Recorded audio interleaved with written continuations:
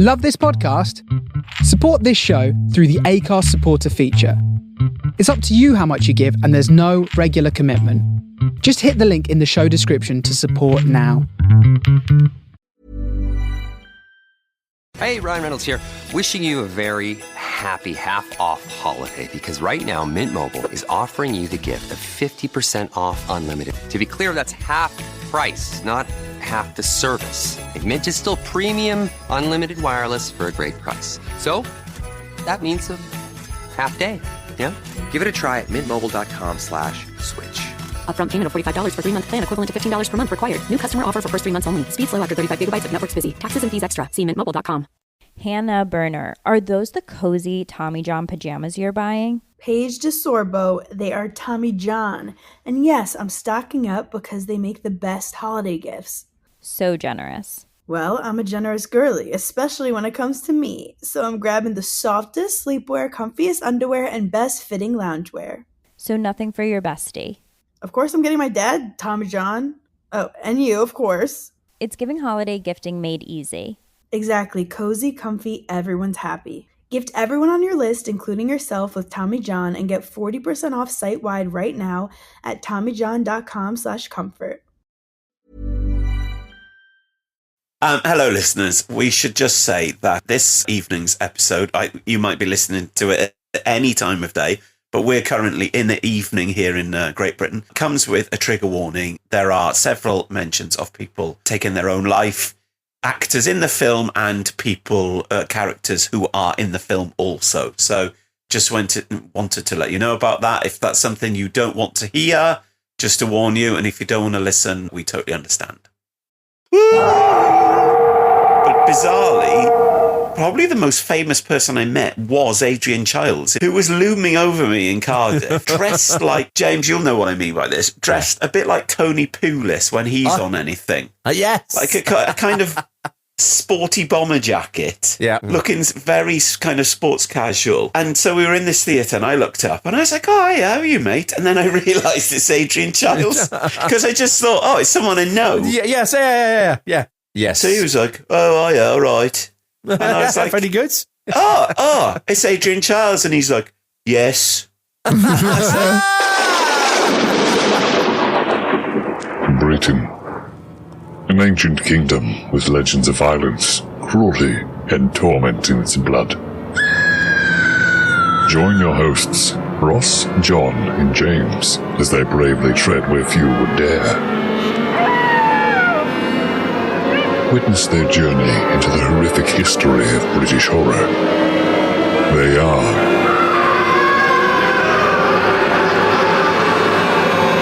the General Witchfinders.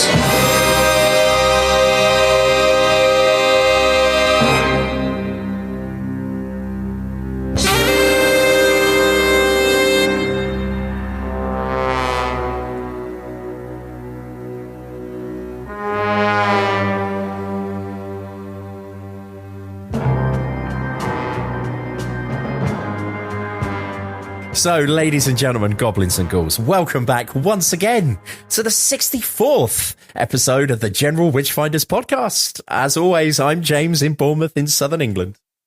I am Cyril Regis, and I am here in Portland, USA. Great. And I'm Ross in Dorchester in southern England, and this time we succumb to Psychomania. They were just ordinary troublemakers as long as they lived. But they returned from beyond the grave with superhuman powers, unleashing an unholy reign of terror that holds an entire community in the grip of Psychomania. Psychomania. Everybody dies, don't they? But some come back. How do the dead come back, Mother? When you die, you've got to believe that you're going to come back.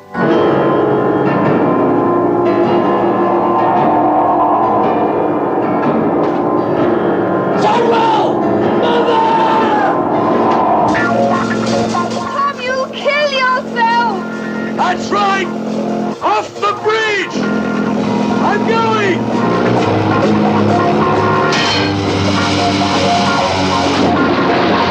You can only die once. After that, nothing and nobody can harm you. Oh, man, what are you waiting for?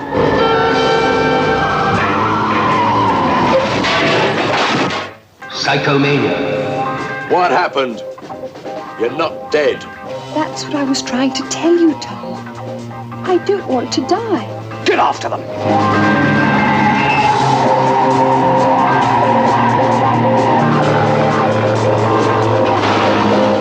And you know what you will become? Yes. And that it will be for all eternity.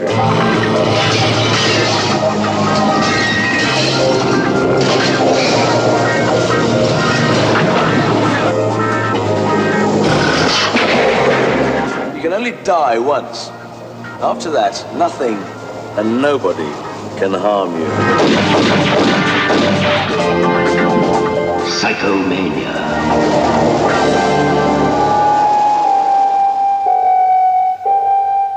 Well done on congratulations on winning the FA Cup with Coventry in 1987. Was that who we played for? It's just a name that came into my head. Yeah, Coventry's striker for Coventry, wasn't it? That'll be why, because West Brom and then Coventry. Yeah, I lived locally then, because that would have been on all the Midlands Today news. That's right. Oh, and he also turned up for Villa at the end of his career as well. Did he really? Yes, Midlands icon. Yes. Right. So you can leave that in I'll leave that up to you, Ross. I think that'll be all cut out. Leave it all in. No, leave it all in unless I say something, and then cut that out. People love it. Yeah, but you were like, I just got distracted because a big picture of tits came up on my screen. I don't know where it came from. Who's in control of this laptop? Yeah. Right, anyway. Control of my eyes. Oh my goodness, here we go. Right. This time we watched the 1973 British film Psychomania. It was originally filmed under the name The Living Dead before the title was changed. It was also known as The Death Wheelers in the United States. This is not to be confused with the 1963 American film also called Psychomania, which was released in some states as Violet Midnight. Have we lost you yet? So, Psychomania was produced by Benmar Productions, best known for spaghetti westerns filmed in Spain. They also made Horror Express later the same year, sharing the same writers. Check out our episode from way back in episode 7 for our review of that one. It wasn't that long ago. Yeah, and interestingly enough, I noticed the other day on social media, loads of people going, when it was like Halloween and people were talking about horror films, loads of people going, this very hidden gem that not a lot of people have watched. I thought, we did a whole podcast about this years ago. Yeah. Anyway, I didn't want to say that. Like, looking at those two, I would never have said written by the same people and made in the same year. No way. So very, far very apart, different. isn't it? I've got to say, I don't think this was made anywhere near 1973. There's a tax disc on one of the cards which says 70 at one point. Yeah, but some people just drove around with old tax discs. Do you remember people just used to leave them in there? In a feature film. Yeah. I reckon this was made 70, 71. And then maybe delayed for release. Because of the death of one of the stars, maybe? I don't... we'll talk about that in a bit. Because it would have been posthumous when it was released, wouldn't it? Mm-hmm. And did they say that at any point about anything? No, they don't mention it. Yeah, I think it was filmed way before. Obviously, it was filmed before he died. Yeah. But also, it was his last film, wasn't it? Yes, but we'll come on to that in a moment. He died in 1972 and this came out in 1973. Yeah, there we go. There you are. So, Psychomania was made in association with Scotia Bar Distributors, who had director Don Sharp under a long-term contract. Don Sharp was born on the island of Tasmania off of Australia and began his show business career there as an actor. He became a director in the mid-1950s and turned out low and medium budget horror musicals such as the Tommy Steele vehicle, It's All Happening.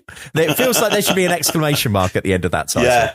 Before he was hired by Hammer Films and made several well-received thrillers. He also worked on a few films as a second unit director, most notably Those Magnificent Men in the Flying Machines. They go up, up, they go down, up, down, flying around, they go up, I can't remember.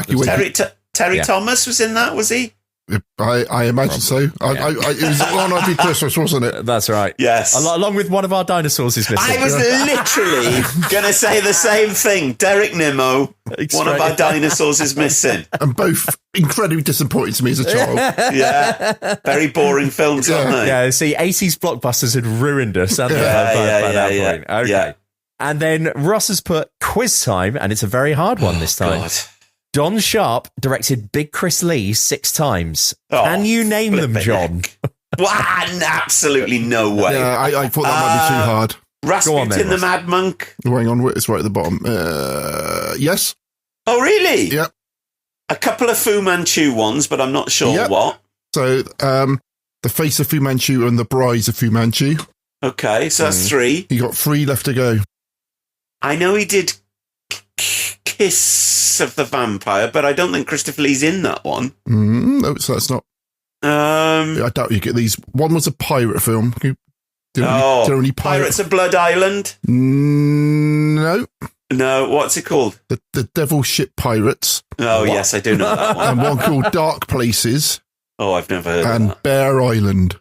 No, Bear Island. Yeah. That sounds of it. Yes. Yeah, I've heard of whatever the Pirates one you said. I think that one's quite an early Hammer when they did quite a few swashbucklers. 1964. Yes. Yeah. Well, well done. I didn't think you would get any of those, so that's brilliant. More useless information. So onto our cast of Psychomania, and as I've just read ahead there, I've just realised that if you go back and listen to our the previous episode, that I've got a touch of the Mandela effect about this. That when we said that Beryl Reid was in this, I went, "Oh, Metal Mickey," and of course, Beryl Reid wasn't in Metal Mickey. That's Irene Handel. I got them totally confused. Well, I always get Thora Hird and Beryl Reid mixed up as well. They're just like old ladies. Your TV grandmas, aren't and they? mothers, yes. So along with Thora Hird. Yes, definitely. So Beryl Reid plays psychic medium Mrs. Latham. Beryl left school at 16 and made her debut in 1936 as a music hall performer at the Floral Hall in Bridlington. She later gained fame on BBC Radio in Educating Archie as naughty schoolgirl Monica, and later as the Brummy Marlene. She went on to work at the National Theatre and the Royal Shakespeare Company. Her first appearance on Just a Minute came in the 1967 pilot episode, where she delivered the very first challenge. In the late 1970s and early 1980s, she played Connie Sachs in Tinker Tailor Soldier Spy and Smiley's People, earning 2 British Academy Television Award nominations and winning for Smiley's People. Well. In 1982, she appeared in Doctor Who and the 5th Doctor serial Earthshock as Captain Briggs, and in the same year as Psychomania, she appeared in Dr. Phibes Rises Again, the sequel that nobody called for, I imagine. And I doubt we're ever going to... Yes, that may be the last thing if we run out of everything. Yeah. Right. In her later years, she lived in the eccentric Honeypot Cottage, made of circular rooms on the banks of the Thames in Berkshire, with her collection of stray cats. Ross will always remember her as Grandma in the TV adaptation of Adrian Mole, starring Gian Simarco, of course. And who was in Greatest Show in the Galaxy. Yes, which spooked me out when we said things that scare us, the bonus episode. Brilliant. Yeah. Definitely. Then Nicky Henson plays lead biker Tom Latham. A familiar face on television, Henson excelled at playing cultivated gents, snobs, playboys, or cads. Any one of those things is a great thing to be. Yep. His many guest roles included 5 appearances in The Bill. I think for our foreign listeners, we should point out a police-based TV drama, The Bill, as 3 different characters. And a Serbic chief superintendent in A Touch of Frost, and as a celebrity chef judge in Pie in the Sky. Right, okay, and then we're on to the ones that I think I know him from, which is other notable gigs included Fawlty Towers and our reverse namesake, the actual Witchfinder General, where he played Trooper Swallow. His first wife, get this, was the actress Una Stubbs. Good Lord. Wow. And again, we won't famously, we won't go there, James. The urban legend about Una Stubbs. I don't know this, so can you tell me? We won't go into any details at all. Oh, come on, Ross, you do know this. You must know this, Cleve. You probably told us. Yeah, no, I was going to say, Ross, you were there when I think John told me about it. Tell me and I'll beep it out. Come on. Right. Well, famously, there was a story that a party, either in swinging London in the 60s or in the 70s, there was and she climbed up and someone took a Who was taking don't know. It certainly wasn't me, I can tell you now. But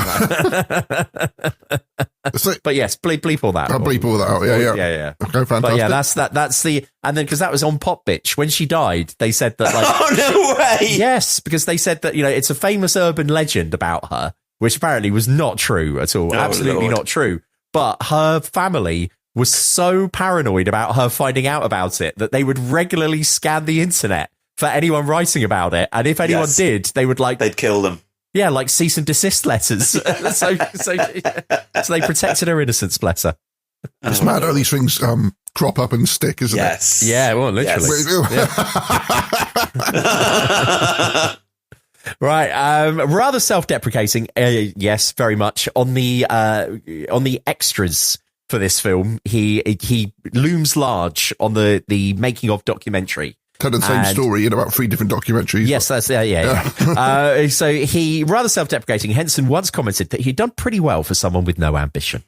Though battling cancer for the last 20 years of his life, he continued acting on screen until 2018. He was in Enders. I remember him being in Enders.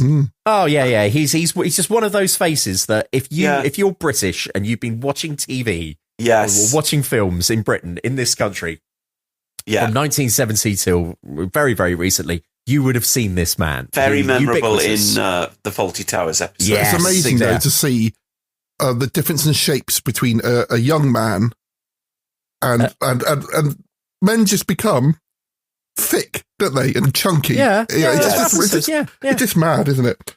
Yeah. Thanks. He says burping. Yeah, I wonder why. So then Mary Larkin plays Abby Holman. She has been in many films and TV productions, including the 1971 series Time Slip. And that's all Ross has got for her. Because I wasn't interested in any of the many things she was in. I don't know. Sort of like Crown Court and stuff like that. Who's the ginger one? What was he in? I recognise him, the ginger one. We'll get to that. Yeah, okay. And then Robert Hardy played Chief Inspector Heseltine. We discussed him at length in episode 41A when we covered the BBC Ghost Stories for Christmas episode, The Stalls of Barchester.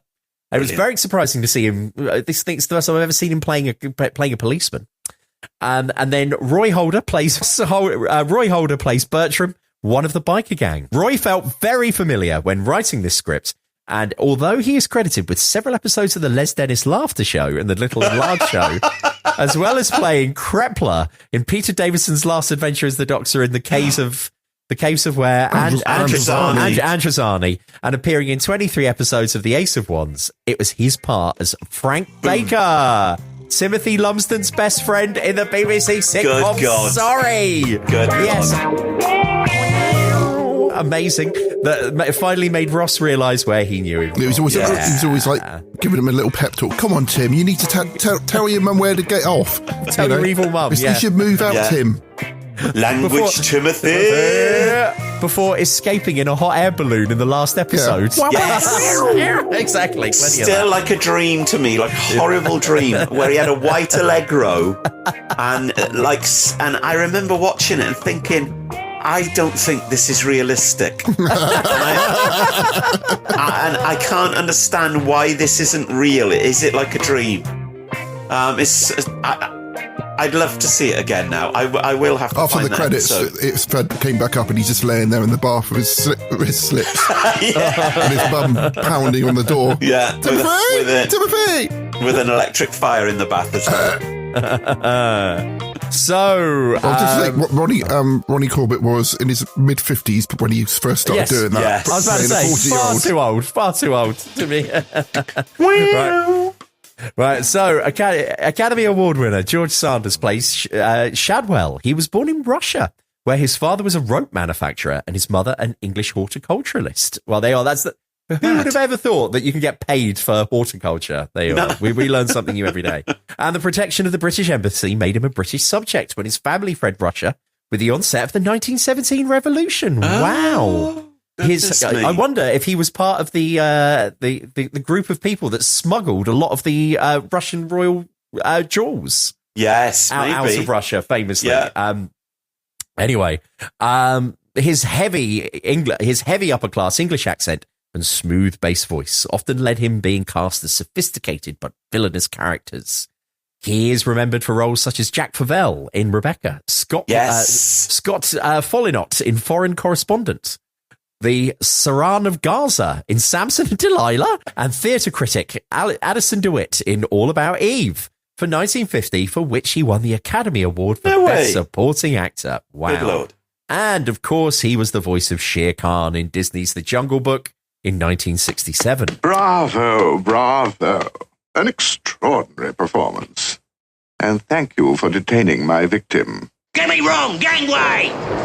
Run, friend, run! Run? Why should I run? Why should you run? Could it be possible that you don't know who I am? I know you all right. You're Shere Khan. Precisely. Then you should also know that everyone runs from Shere Khan. He also starred as Simon Templar in 5 of the 8 films of the Saint series. Of interest to our British horror fans, he appears in the movie version of Doomwatch as the Admiral, Sir Geoffrey. He was married 4 times, 2 of his ex-wives being sisters Zaza and Magda Gabor. Wow, that is amazing that he was married to Zaza Gabor. And then Ross has put, Zaza and Sanders both played special guest villains in the TV version of Batman, the 1960s Batman. James, can you name which ones? No, I've got no idea. I can't remember that at all. He was Mr. Freeze. Frost. Yeah, yes. He was Mr. Right, yeah. Okay. And she plays someone called Minerva, which I've never come across. Okay. Oh, that's interesting. Okay, so he was Mr. Freeze. Interesting. Before acting, his first steady employment was in the tobacco industry, traveling through Brazil and Argentina. He was sacked from jobs twice, the first after turning up at his boss's wedding in a drunken stupor. Old English actors, amazing. The second time after fighting a pistol duel over a paramour. Wow. People don't live lives anymore, do they? They don't, These were the days. Yeah. This is the stuff. In 1942, the Hollywood Women's Press Club named Sanders the Sour Apple Award winner for that year, given nearly annually to entertainers who exhibited rude or difficult behaviour on set. Dear. He famously stated that he loathed giving interviews because he did not get paid for them. He never gave autographs and rather enjoyed being perceived as a rude and disagreeable person. Good for you, you grumpy old bastard.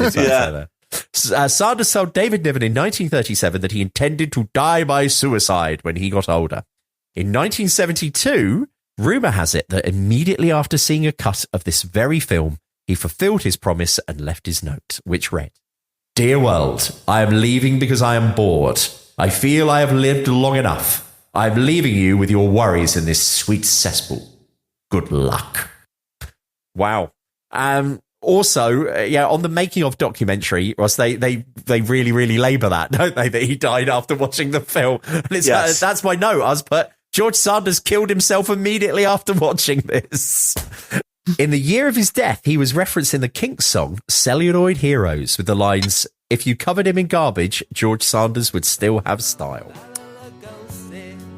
Cause he's liable to turn and bite, but stand close by Betty Davis, because hers was such a lonely life. If you covered him with garbage, George Sanders would still have style. And if you stamped on Mickey Rooney, he would still turn round and smile.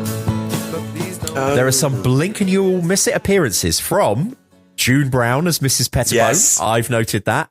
John Levine from TV's Doctor Who. Correct. And Bill Pertwee, who plays a publican. Yes. I spotted all of these people. Yeah. Must have been like, why were they doing these? Because they were all in employ at the time. It's just a bit of money, isn't it? That's what George Sanders said. He said he was working for the Royal Shakespeare Company. Yeah. He'd do that in the evenings and come and do this in the day because it was just easy money. And he did this in 10 days, didn't he? Yeah. I read on Wikipedia that he did this in 10 days. And wore his own levers. Yeah. And he said that he only did it because he thought they said that promised he would get to ride a Harley. And when he turned up, it was some shitty old British bike. Yeah. which I have noted in my Suits corner of. I felt you might. Also, we'll talk about Bill Pertwee when we get to Bill Pertwee. A legend, absolute legend. Who do you think you were kidding, Mr. Hitler? The first member of the Dad's Army Appreciation Society, which I thought was a little bit sort of self-congratulation. Well, he was. Yeah. Has he got like membership card number 0001? Yeah. Fantastic. Right. Okay. So it says that John Levine, interestingly, John Levine was very much part of the unit family where the Doctor was played by John Pertwee, who was also Bill's second cousin, the Pertwee dynasty. Yes. Levine was not in the Third Doctor's first story, that being Spearhead from Space, which was notable for some reason, though at the time of writing, it escapes Ross. Can you remember, John? No, I've no idea. No. But I don't think Sergeant Benton is in any of the first season of Pertwee's. I think he joins in Terror of the Autons when the real crew rock up. So you've got Delgado, you've got Katie Manning, you've got Mike Yates. Mike Yates might be in some of season. Yeah, but that would have been filmed on videotape, though, wouldn't it, John? 7. They were all filmed on videotape. Yeah, unlike Spearhead from Space, which I don't know, not sure. Okay, all right. Okay. So one of the other real noticeable things about this film is the film's soundtrack. Yes! Which is great. It's absolutely rocking. It's really good. Yes. The film soundtrack, composed by John Cameron, was released on LP and CD. Toad. Or Frog. Frog. Right. Frog. Yeah. I went on to Apple Music straight away after watching the start of the film and was like, I need to know if this is available. And it's credited to John Chapman and Frog. All right. Okay. Great. Yes. I don't know if that's the band. It makes me think a little bit of Profundo Rosso with what the fuck is the band called with that? No, Goblin. Yeah, it made me think of something like Dario Argento. Oh, yes, Goblin. yes. Yeah, so, but I was amazed to see that it was credited to Frog. Amazing, brilliant, good stuff there. So it says that this was released on LP and CD in 2003 by Trunk Records. Cameron later said that they needed a score that was spooky and different, but with a rock feeling, and it was all pre-synthesizer. They used Shepperton's recording studios, which had not been updated since before World War II. He described the hilarious sight of these hooligan musicians trying to scratch inside pianos and turn sounds inside out while the recording engineer still wore a suit and tie. Very much like George Martin and the Beatles. Yeah. It was completely anachronistic. Yeah. And then finally, it says that we should have said that we've got a double hit in this episode, as both Nicky Henson and Beryl Reid appeared in ITV's Boone.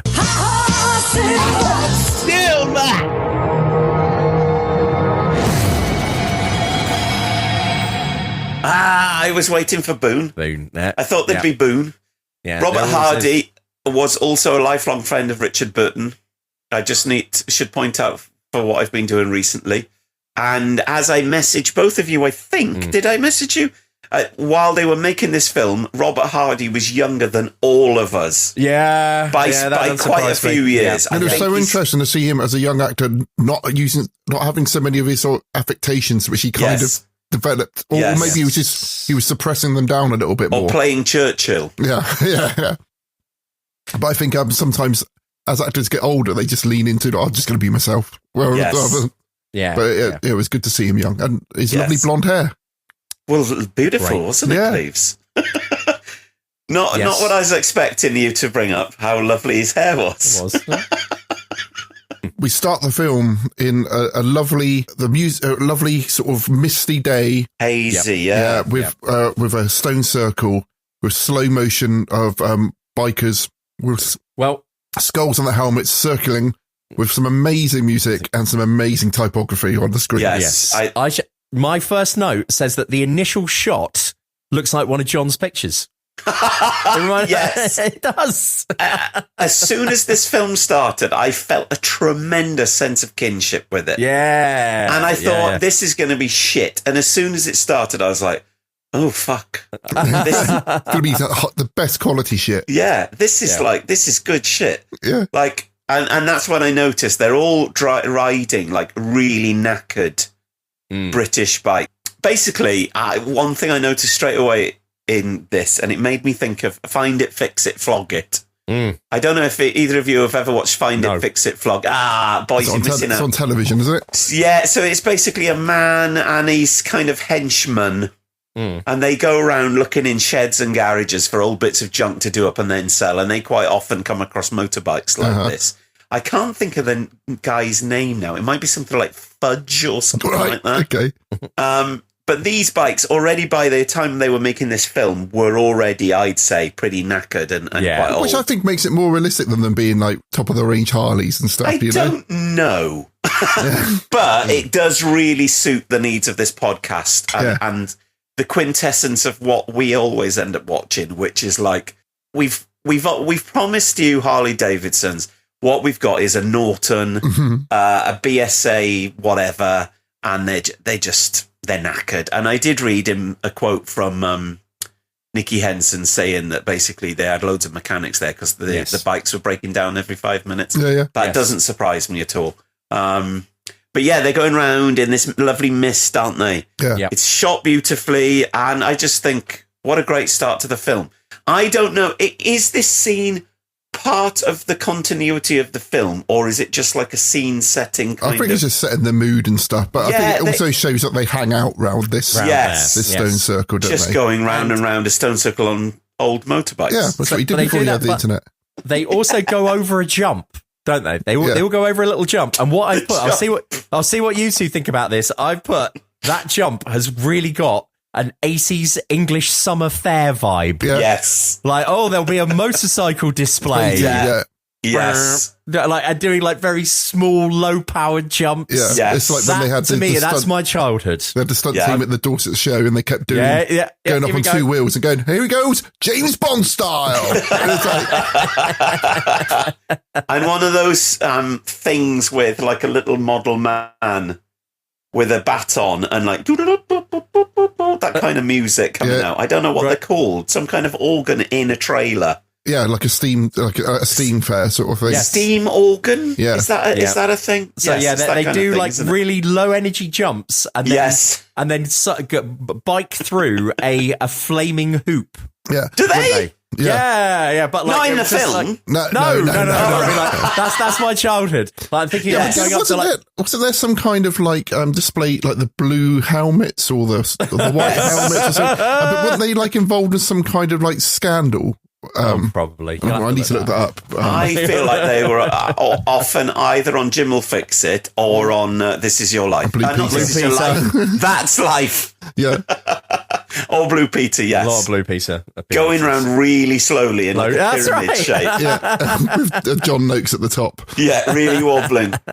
I'm at the top of the triangle now. We're picking up speed. Yeah, there is a scandal, which is coming up as I'm Googling it. Oh, right, okay. Scandal. A scandal involving the UK's White Helmets motorcycle team centres on allegations of negligence from the former rider who claims he has suffered injuries due to poor training conditions, such as falling on concrete without protective mats. The rider is suing the Ministry of Defence, alleging a lack of risk assessment and protective equipment. The Ministry of Defence? And is suffering from a potential case of chronic traumatic something or other. Yeah. Yeah. Chronic traumatic something or other. I wonder why you don't see them on like the One Show or Children in Need anymore. Well, they'd only be about 90. Well, they replaced them, didn't they? You know. So are you telling me, Ross Spencer Cleaver, that they were something to do with the army? Yeah, they were. Doesn't the army have better things to do? And at what point would they go, right, we need to send in the motorbike with the people as a We're pyramid. being invaded. Putin has finally pressed the button. Let's go. Quick, get into formation, boys. Follow the Red Devils who are doing like an organised skydive over there. Follow the smoke trails. What else are the army up to? Pissing taxpayers' money away. I'm sure they did like things like the those people used to jump over used to jump on a trampette onto like a horse dressed as Batman and stuff. I'm sure they did something like that as well. Ross, that just sounds like you were high. Yeah, I don't remember that one. They always used to show this on the BBC as well. They used to sort of like from Wembley do like, it wasn't like Horse of the Year show, but it was like a thing where teams from the army would have to dismantle like a huge field gun and take it over an assault course at speed. Yeah, I remember that was always on TV, or it seems to be growing up. But you're quite right. You know, the more I think about it now, like you had the Red Arrows, we still have the Red Arrows, they did the plain display team.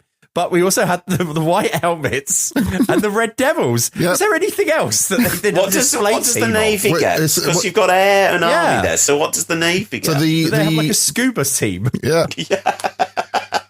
So John, the team origins lie in precision motorcycle and horse ride demonstrations given by instructors as students from the British Army Signals Training Centre in Yorkshire, beginning in 1927. It would be bloody Yorkshire, wouldn't There are many names in the past, including the Red Devils before the parachute regiment team of the same name existed. The Mad Signals, on account of the poor brakes on the motorcycles. And then they changed it to the white helmets. Yeah. They rode Triumph VR 7V Tiger bikes, apparently. Yeah, probably. Okay. Well, and also, this is the horror content that people tune in for. 25 minutes on the white helmets. Okay, put this on the end, Ross. Put this on the end. So, so we see the motorcycle gang. They go out, we kind of see them out on the streets, the very, very sparsely populated English roads of the early 1970s. The same road, which they keep bombing back and forth across over and over again. I will illuminate this later on. My opinion on where this road is. And they decide that they're going to torment a particular driver. Yeah. And by sort of charging towards him at speed, they force him to, I suppose, like leap on his brakes and smash through the windscreen. He didn't wear it. He didn't click, did he? That's right. And I put seatbelt save lives. Yeah. I don't think they were compulsory at the time, James. They were not. They were. And especially for a taxi driver. Taxi drivers don't have to wear seatbelts. But if someone tries to strangle you with it. Also, it's a FX2 Austin London cab, which I thought, oh my God, they were so ubiquitous. And now you don't see them at all, do you? Stephen Fry drives around in one, doesn't he? Does he? He drives around in a London cab. I'm full of all this. Really? Yeah. I'm going to have to Google that. I remember looking up when me and Hel went to London in about 2002. And I was like, I really want to buy a London taxi. We went in the back of one as a treat on the way back from seeing Morrissey or someone like that in the Royal Festival Hall. And I remember looking them up at the time, and they were going for like 500 quid or 1,000 quid. They were going for nothing. God knows how much they go for now. There used to be one in Cardiff that was done up as a cinema inside with a little screen, and you could sit in it and watch things like Psychomania. Yeah. Well, apparently he toured around America in a London taxi cab. Yes, Did he really? remember. Yeah. I think he's awful. I can't stand Stephen Fry. and his son's He's just such a smug git, isn't he? And I really enjoyed the Traitors, but when he's there and they're all like, oh, we've got a genius in the room, we've got a genius in the room. And then he's just like, yes, nodding. It's like I did the modern update of Me and My Girl, I'm always like, what is he actually done which is so genius? Like he read stuff out on QI. Yeah, a bit of Fry and Laurie. He was just and again, he's not Ronnie Barker, is he? Do you know what I mean? No. Like, for fuck's sake. Yeah. Anyway, so they force this guy to go through his windscreen, and that's... Well, they go to the graveyard then, don't they? Do they? Yes. Yeah, so after they killed this man... I haven't put that... He goes to... The main guy goes to the graveyard with his girlfriend, and they're snogging. Oh, is this when he finds the toad? Yes. Yeah, and they're talking about... He goes, I want to kill myself. And she goes, you're always saying that. Yeah. You're always spoiling it when I want to have sex. And then... And then he sees a toad, which he calls a frog, I think. There is a giant and a massive toad in this that all the way through was referred to as a frog, which is a bit annoying for frog toad enthusiasts that know the difference. But then he goes home and he kind of barges in on his mother doing on a thingy. A seance. A seance. Yes, very much like the beginning of The Hands of the Ripper, I thought. Oh, yeah. And also there's quite a similar scene in Night of the Demon, isn't there? With, but I think it's heavily implied that this is not fake. Whereas yes, that's right. Yeah. Yes. Whereas other ones, every other kind of mediumship we've seen in the past has been kind of like it's a bit of a sham, isn't it? A ruse. Yeah. Yes. I have to say, right from the get-go, this film, as much as I loved it, it's got no kind of conception of any way of hooking its narrative to, like, reality. So it literally just... There's bikes driving around, and then they try and kill this man in a taxi, and then they're in a graveyard, and then they go back to the house, and it's just like the way it progresses is like it's written by a 5-year-old. Mm-hmm. Yeah, or some Spanish people who can't speak English, which is what actually did happen. Potentially, yes. Yeah, who are used to writing cowboy films. It's just madness. And at first I was like, this film makes no sense at all. The dialogue is awful. The performances are absolutely awful. But then still works. You start to pick up the vibe, and you're like, oh, okay. They're really going for this all the way through. Everything I read about this is people saying it was always on, like at midnight or 1 in the morning. No way, really? When you came back from the pub pissed, and everyone was like, I half remembered it, like sort of going in and out of consciousness, and they loved it, you know. And that, I think that's where this film gets that vibe of like you're a bit pissed and you're trying to work out what's happening. For me, that's Villain with Richard Burton. That's that film. I always remember going home from Welsh Club and then putting the telly on, and that would be on. Mm-hmm. And I bloody love that film as well. It's 1971, which is when I think this was made. Well, also the other thing that I thought I'll be interested to get both of your thoughts on this is that I noticed halfway through, I was like, this is a rare horror film. It's all shot in daylight. Yes. There's no night scenes at all. Mm-hmm. I think there might be one. A few, at the pub when they kill the people at the pub. But but it is, you're right.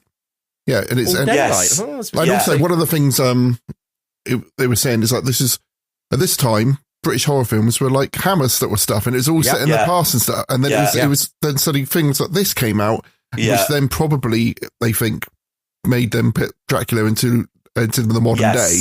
Yes. But it was just jarring seeing a British horror movie, which is actually happening. You know, now, so for the people watching it, this is them. This is now happening to them. So yes. That is a very good point, but also just a no good reason to make this film. Well, I can't think of a reason to make this film. Well, they said that, besides biker films made money. Loving it in 50 years' time. Mm-hmm. So, like, what's the crossover? Biker horror film? Biker zombies, innit? Yeah. What are the other biker films? The only one I know of is The Leather Boys, which has got Dudley Sutton in, which is like a very strong Easy Rider, gay subtext. What's it called? The Easy Rider. I love it. I love that they look at Easy Rider and then they're like, let's do our own British version. The wild one with Marlon Brando. But then we'll make it a horror film as well. The Damned, the Oliver Reed film, which we're going to do at some point. That was one as well. It's very boring. It's not as much fun as this. On the making of documentary, Nicky Henson says he was like, I should point out as well, for the whole of the episode here, virtually everyone they speak to on this documentary are like, this was a very low budget film, which was like knocked out on the cheap. So this isn't us being critical of it. This is what the people who made it said. Yeah. The actors are saying, oh, this was so low budget. And apparently he said, Nicky Henson says, I went to see the producers and I just said, what are you making this old crap for? And he said to me, Nicky, darling, I've got a drawer full of incredible scripts, but no one will make them. Mm-hmm. And but I went to my financiers and I said, biker zombies, and they bloody threw money at me. Yeah. So it was that feeling that apparently financiers felt that this will make money. Yeah. Yes, it's incredible. What an era. I think if we'd have been alive at this time, we would have probably ended up making films like this. Yeah. But so the amazing house which Beryl Reid lives in, it's got some amazing 70s decor. Oh, the one set is incredible. Yeah. I love that the table where she does her seances, there's like a starscape behind her. So when they frame her with tight, it looks like she's sitting in space. Yes. Which is really cool. The director obviously knows what he's doing, but I don't think he thinks he's been given the material. So he makes it look amazing, but I don't think the material is there and he's probably just like, it's another payday, because these films came out so often. Fast, yeah. He probably had another 10 films lined up after this, ready to do. Yeah. So George Sanders is like the butler, isn't he? He's a butler. Yes. But he seems to be a mysterious butler. And when Tom brings back the frog, toad. He seems very interested, and particularly that he found it in a graveyard, and they put it underneath a cosh that they. Yes, a cloche, not a cosh. Yeah, a cloche. Yeah.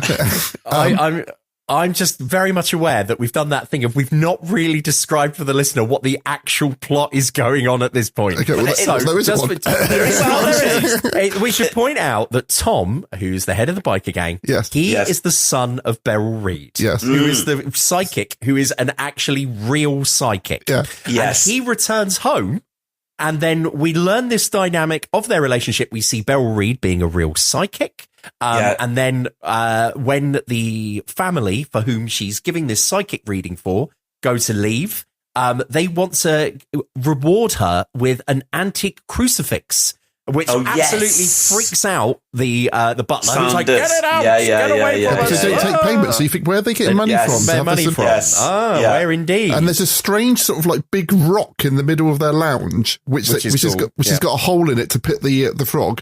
That reminded me of like the Baron's house in the Legend of Tim Tyler. He had lots of sort of rocks around inside his house. And then we also learn that his father has disappeared many years ago. Tom's father is dead. He went into a particular room in the house and disappeared. Yes. Which is almost, and my note says, this is just alone is like a Stephen King story. Yeah. It's like, they're just, by the way, this happened. And he's like, but in this film, wish to go in the room. Yeah. It's so incoherent. This has happened. I think I looked, and this has all happened within like 7 minutes of it starting. Yeah, they get straight into it. And whilst they're dancing around the lounge. And no music. Together, and he's teaching her words like, you call the police to fuzz. Yes. And so, and I put down, the line is, will the room give me the secret? It's bizarre. It's all very, very strange. And so she just kind of acquiesces to this and says, yes, you can go into the room. And then when he goes in, the door shuts behind him and he realizes there's no door handle to get back out. And then the door disappears. Yes, the door disappears, and I put that he freaks out like someone on the Crystal Maze who's had a mental challenge to do and has got 30 seconds left. Just get me out! Get me out! It's just like it made me think of the antimatter dimension in the Three Doctors, John, where they go into a place and doors keep appearing and disappearing. Oh, God, I haven't seen that for so long. I can't even remember what happens, Cleves. All I remember is Omega, when he takes his helmet off. Yeah, and he's not there anymore, is he? Oh, God. And then all that was ruined by Russell. Yeah. Anyway. So we should say Tom is given a massive medallion with a porcelain frog toad on it. Yeah. Frog. It's toad. which looks like it was something, once again, that was purchased at a school fete. That school kids had made to raise some money for a charity. It looks, bearing in mind how much money they must have spent on the indoor sets. Yeah, unless it's someone's real house. It could be someone's real house. It looks incredible. It could be someone's house, yeah. It looks like they've made that medallion in about 3 seconds. Bearing in mind it's quite a key prop and comes back a couple of times. It's had no time spent on it at all. You're quite right, though, yes. So he's got that. And then when he's in this now doorless room, he looks at like this big kind of mirror. Which then I'd forgotten all of this. Yeah, and then there's smoke in it, isn't there? Like dry ice. And then he sees like the history of his mother going to the Stone Circle. Yes. Now, forgotten all this. Yeah. First of all, the spooky vibes of this scene are somewhat undercut by the fact there's a massive frog. There's a giant frog in the mirror, isn't there? In the mirror, yeah. Yes. It doesn't look spooky at all. But it doesn't matter. I think this is when I wrote mental direction. Yeah. But I do like that it's a frog, because it feels like this is the kind of weird... If there was kind of black magic in this country, there would be like a fucking big frog or something. I feel it would be. There's a lot of dubbed ribbit as well, isn't there? Over the top, of course. Ribbit. Of course. Yes, I forgot all of this sequence, and it's all really cool, and I loved it. Ross is quite correct that Tom then sees like his past, shown on through the mirror darkly, as it were, including Beryl Reid going to the stone circle and then basically taking him as a baby. Yes. I'm assuming it was supposed to be him as a baby. Yeah. Taking him as a baby, offering him up as some form of sacrifice. Yeah. Yeah. Although he is not killed, and that then summons a figure in a large hat and cape, who I'm assuming is the devil. Or George Sanders. Yes. All right. Yeah. Or it is him both. because he's wearing the ring because she's given a the frog ring. Yeah. she's given a contract to sign. Contract. Yeah, and then you see the ring, which later on we see George Sanders is wearing. Yeah. I got to say, Christopher Lee wears Dracula's ring a bit better, doesn't he? He does. With his weird Talon-esque hand with the red ruby in it. I've realised we've missed a line where Nicky Henson says, "Everyone dies, don't they?" And this sets up this kind of weird thing with this film where everyone is it's suggested that everyone takes their own life, and if you die in a certain way, then you will come back. Based on absolutely no knowledge. You've got to want to come back. You've got to want to come back. But this isn't based on an ancient book or a wizard. It's literally just Nicky Henson has it in his head one day. Well, he gets that knowledge as a result of being in this room, doesn't he? Really, I think that's the big thing. Well, that's what you're meant to surmise, it's like what? It's just what the other thing that I noted from here is that when we see the footage of Beryl Reid signing the contract, what I put is I love the way that Beryl Reid gives the most cursory of glance to the terms and conditions. She essentially goes. Which is when you install any software on your phone, isn't it? And that's exactly what I've put. I've put there is like a 1970s terms and conditions. It's a satanic click and accept on a phone app. Yes. You are or quite anything right. I download when I'm trying to turn an MOV file into a fucking MP4 file or something like that, and I think, oh God, what is this going to do to my computer? And then I just click it anyway. You can do it all online now. You don't need to download it. No, that's what I. But you have to click something, don't you? You've always got to click something. They're using it to train AI. Now it probably is, yes. With all my footage of... big stone circles. Yeah, basically, yeah. So Tom comes out of the room and says to Beryl Reid, "Haha, mother, I now know the secret." And as John just says, the idea is that, death can be cheated if you just really want to come back to life. That's it.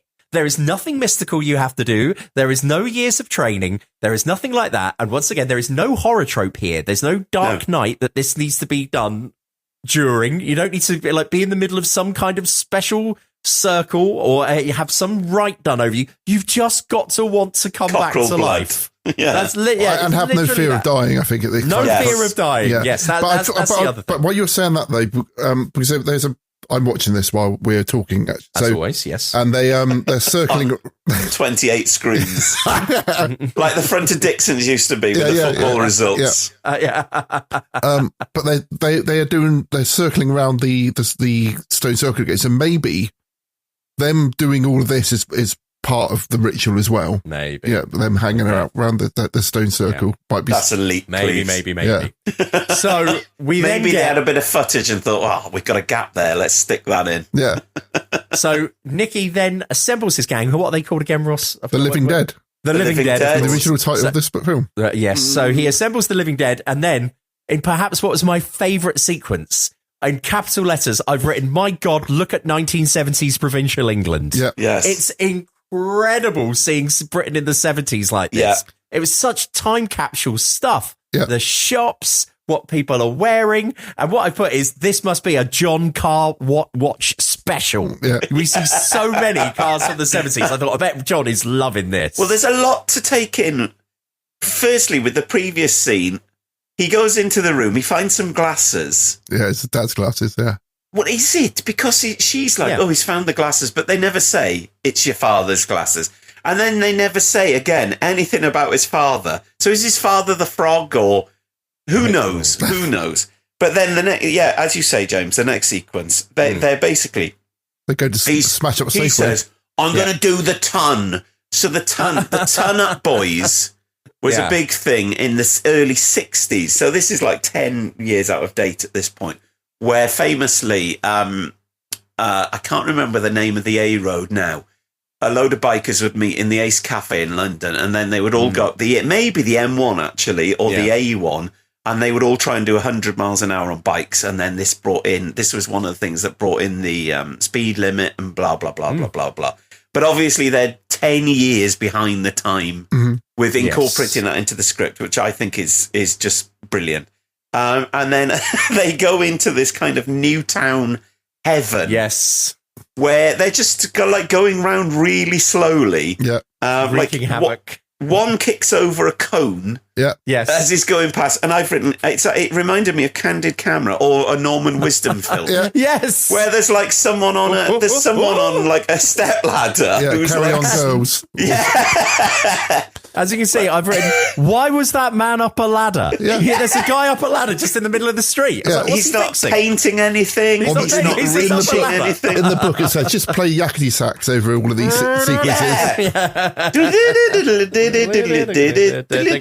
Yeah, that sequence is amazing. There's a lot birds. Of cars. There's lots of dolly birds. There's people looking scared. Oh, and there's loads of dubs I don't know. I mean, with the cars, I'm not sure. The cops turn up in like a Jag, yes. don't they? The cops are in a Mark II Jag. I think it's a Mark II Jag now, from memory.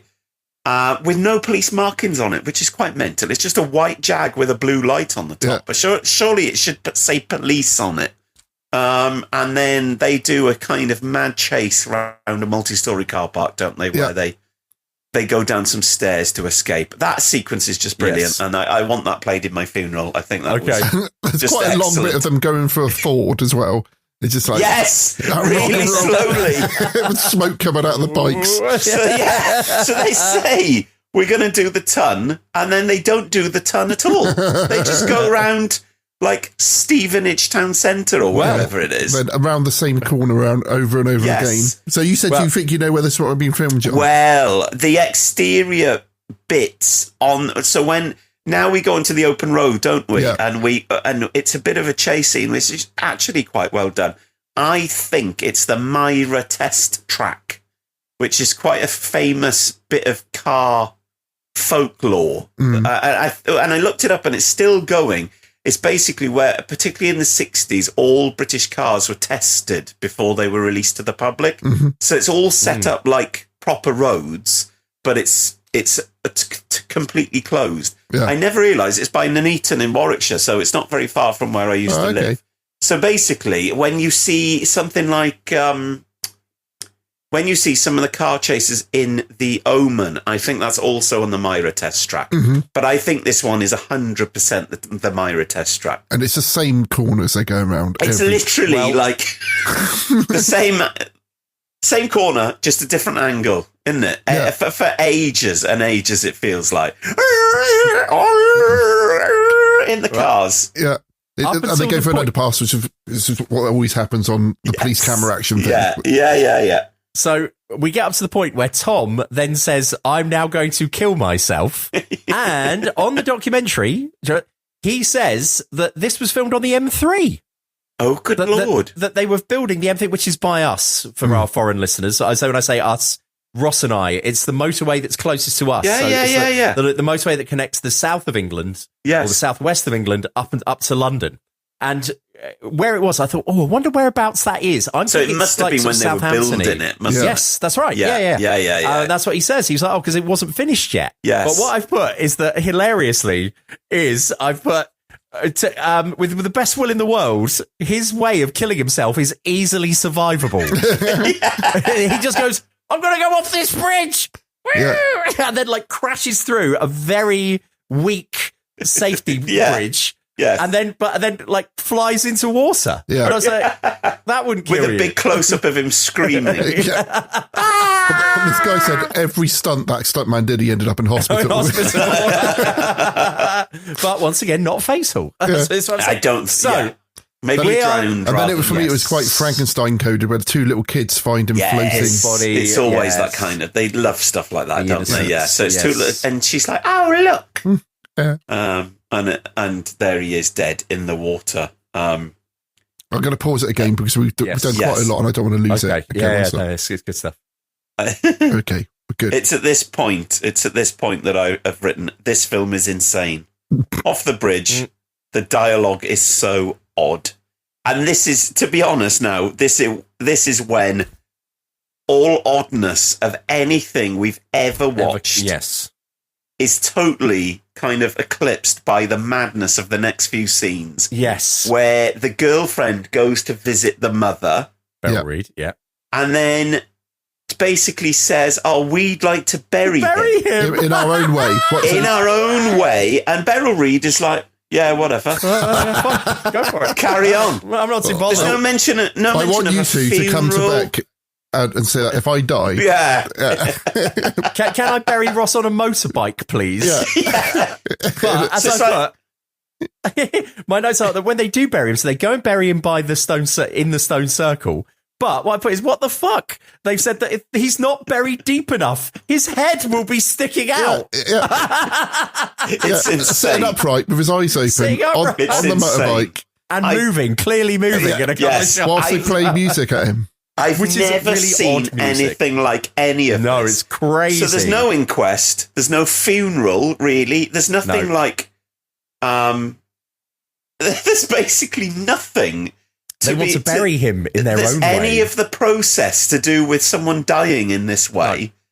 No. And then they cut to the stone circle where wannabe Nick Drake is playing some demented song about... He was a free spirit and you couldn't hold him down. And the world never knew his name, but the chosen few know of his fame. Come join his company, riding free. He really got it on. He rode that sweet machine just like a bomb. He felt her in his soul, but no one there could find him. So he left those fools behind him with a feeling that they could not understand. He took away his life with his own hand. It brought to mind like death discs of the early 60s again, like the one there is one about a motorcyclist who dies. I can't remember what Johnny, remember me. Yes, I'll always remember. I'm sure that's one about Tell Laura I love her. I think he dies. So it's all that kind of mad cult of all that stuff in the 60s. But obviously this is 10 years later. But they're all out of their biker gear, so they've got like crocheted... Yes. The ginger guy, whatever he is wearing is insane. Like a crocheted... Like a fucking hell. And then, as James has said, he's got this massive fucking huge square grave, which is about 2 feet deep. And his head and shoulders are sticking out the top of it. Because it's supposed to be like those, they find them every now and then, don't they? Like these Viking burial chambers where they're buried standing up, or on their horses sometimes as well. So I know it's supposed to be that, but it was just the sheer comedy of he's nowhere near deep enough. Nowhere near. Firstly, I've said, like, has he been stuffed? He sat up on his bike. And who decided this was the way? Yes. Yes. Do you reckon it was one of those things they just kept yes-anded? Yeah, we could bury him in the stone circle. Yeah. And we could bury him on his bike. Yeah. He'd be like making so his eyes are open. And everyone's going, oh fuck, we've gone too far now. And also, as John correctly says, there's no talk whatsoever of an autopsy and bearing in mind that the film goes out of its way to focus on autopsies and things like that later on. It's so weird. It's just like, oh yeah, well he's all right. I just bury, do whatever you want with the body. Just and as we see, the stone circle's in clear sight of the road. So this is not like this is happening like in a remote location. People will see this. Yeah. Just release the dead body to these teenagers. Yeah, they're fine. They've said they want to bury it in a stone circle. It might, English heritage don't need to be consulted.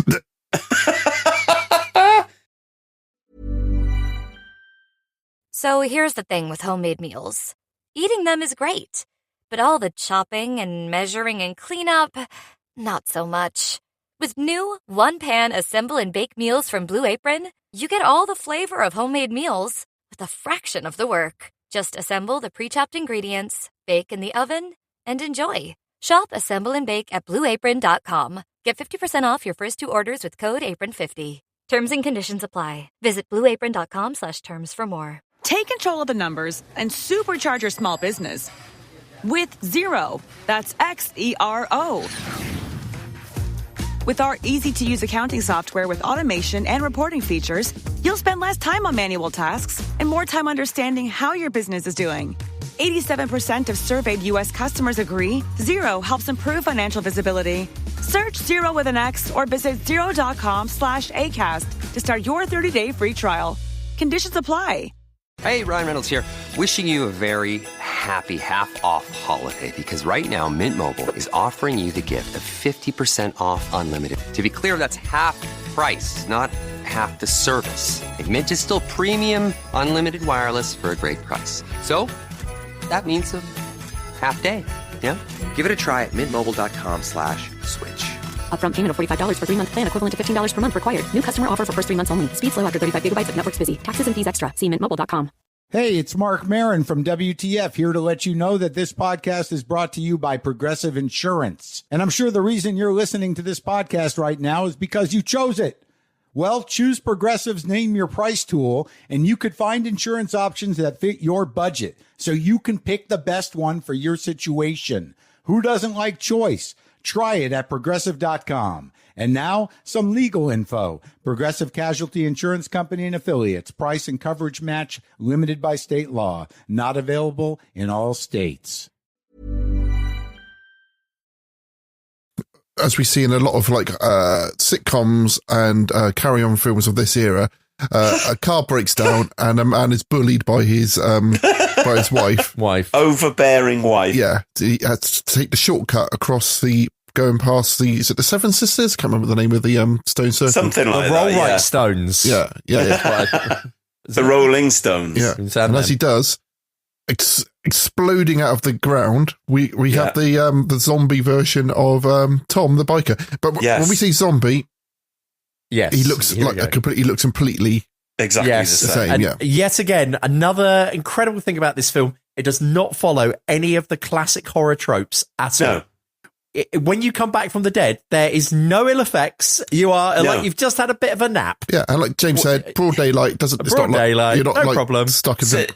In effect, does it just make you immortal rather than a ghost? Yes. And super strong. Yeah. Well, and do people die by your touch? Because there's a lot of dead bodies when he just seems to touch people's necks, doesn't he? He doesn't seem to. I think we just don't see the violence. Yes. The ultra violence. Yes, I suppose you might be right, Cleve. Yeah, so he explode in a really cool stunt, I think.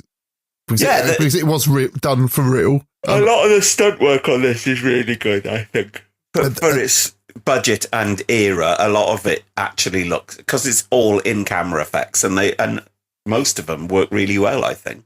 Yeah, so then Tom goes off to the one of the flat-roofed pubs, which we've talked about in the past. Yes, an Alsatian on the roof. Yeah, and goes in there, which is the landlord is Bill Pertwee. And here we go. Yes, the great Bill out.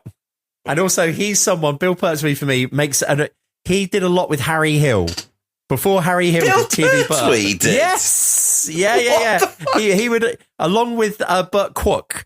He would often turn up doing stuff on, I remember on one of his Channel 4 things, he said, I've got, you know how he is, with the glasses. I've just bought a new album. Yes, you see.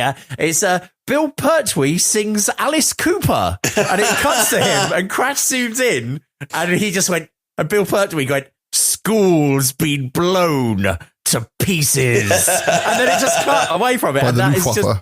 by the Luftwaffe. But yeah, so that for us in this country, that's what he's most known for. He is Amazing. the ARP warden in the iconic and long-running sitcom Dad's Army. Great stuff. So Tom goes and borrows some money off of Dolly Bird in the pub. He's got no money, as they didn't think to bury any money with him. They put everything else in there, for crying out loud. Imagine an era without cash point, or imagine an era where you have to use cash. Like, I haven't used cash for years now. Yeah. And I haven't gotten as far as like holding my phone against something. No. I still use my card, but it's like, imagine have to carry fucking coins everywhere or notes with you. What? You don't need to just look cool, and then young women will take something for you. That's where we failed. Yes. Absolutely. So he goes to the pub, borrows the money to ring up his mum to say that I come back from I'm the alive. dead. Yeah, and she's like, oh, that's lovely. Nice. Yeah. Hooray. We thought you would be. Yeah. And they're very happy about it. And then as he goes to leave, the dolly bird wants to get a ride on his bike. And he goes, well, just all you. It's good enough for my money. And then he strangles her to death. And I put it with a great scream. Yes. It's a really good horror scream. The scream attracts the attention of the publicans. And then they all rush outside. But then we cut to Robert Hardy turning up. And he goes over to have a look and see what's happening. And there's about 10 dead bodies on the floor, isn't there? It's quite a good reveal, that is. Because I was just like, up to this point...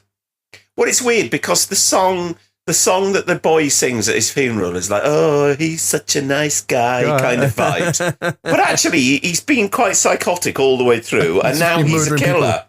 Yeah, because now he's like, I cannot die, so therefore I'll just do whatever the fuck I like. Yeah, which if I was immortal or had that thought process, I don't think I'd just go around killing people for the sake of it. I'd probably, you'd try and think of doing something a bit more productive with your time, wouldn't you? Fighting the Mysterions or something. Yeah, exactly. Dun, dun, dun, dun, dun, dun, dun. So then back at the Stone Circle, the Living Dead are now arguing over who's going to be the new leader. They want to be dead, June Brown. Yeah, That's in a minute. So they were arguing over who's going to be the new leader of the the gang. And the sexy woman in red says she wants to do it. Yeah, so who I thought was Nurse Gladys Emanuel when she was younger. Give over. But it wasn't her. No. But she's a totally different looking woman. But she did play a communist in Hello Hello one episode, apparently. Okay, this woman in the red jacket. Yeah. Well, you can tell she's a wrong one because she's in red. She's in racy red, isn't she? Whereas the other girl is quite plain. I thought it was quite interesting, though, that a girl was like, I'm in charge now. It's quite women's lib for this kind of era, isn't it? But then Tom turns up and they can't believe it's him. Well, they're all like, when I find out who's done this, I'm going to kill him. And then the ginger boy tries to stab him, doesn't he? And he's like, I can't die. Yeah, and then they and explains how this comes about, and then Jane, the lady in the red, goes, well, "What are we waiting for?" And they all that's right. They're all so easily convinced. Yeah, that was my notes. They're like, "Yay! Is there any downsides to this? No, come on, let's go. Kill yourself." I can't really get my head around. I mean, with this film, I don't know why I'm trying to bother trying to rationalise. There is no way. You watch something like Flash Gordon that we watched. Was that last time? Was that the last time? Yeah. And you think A to B leads to C, kind of with that film. Whereas this is like A leads to Z, leads to 1, leads to blue. It's just like wild logic, isn't it? Why would you all want to take your own lives to come back to be alive?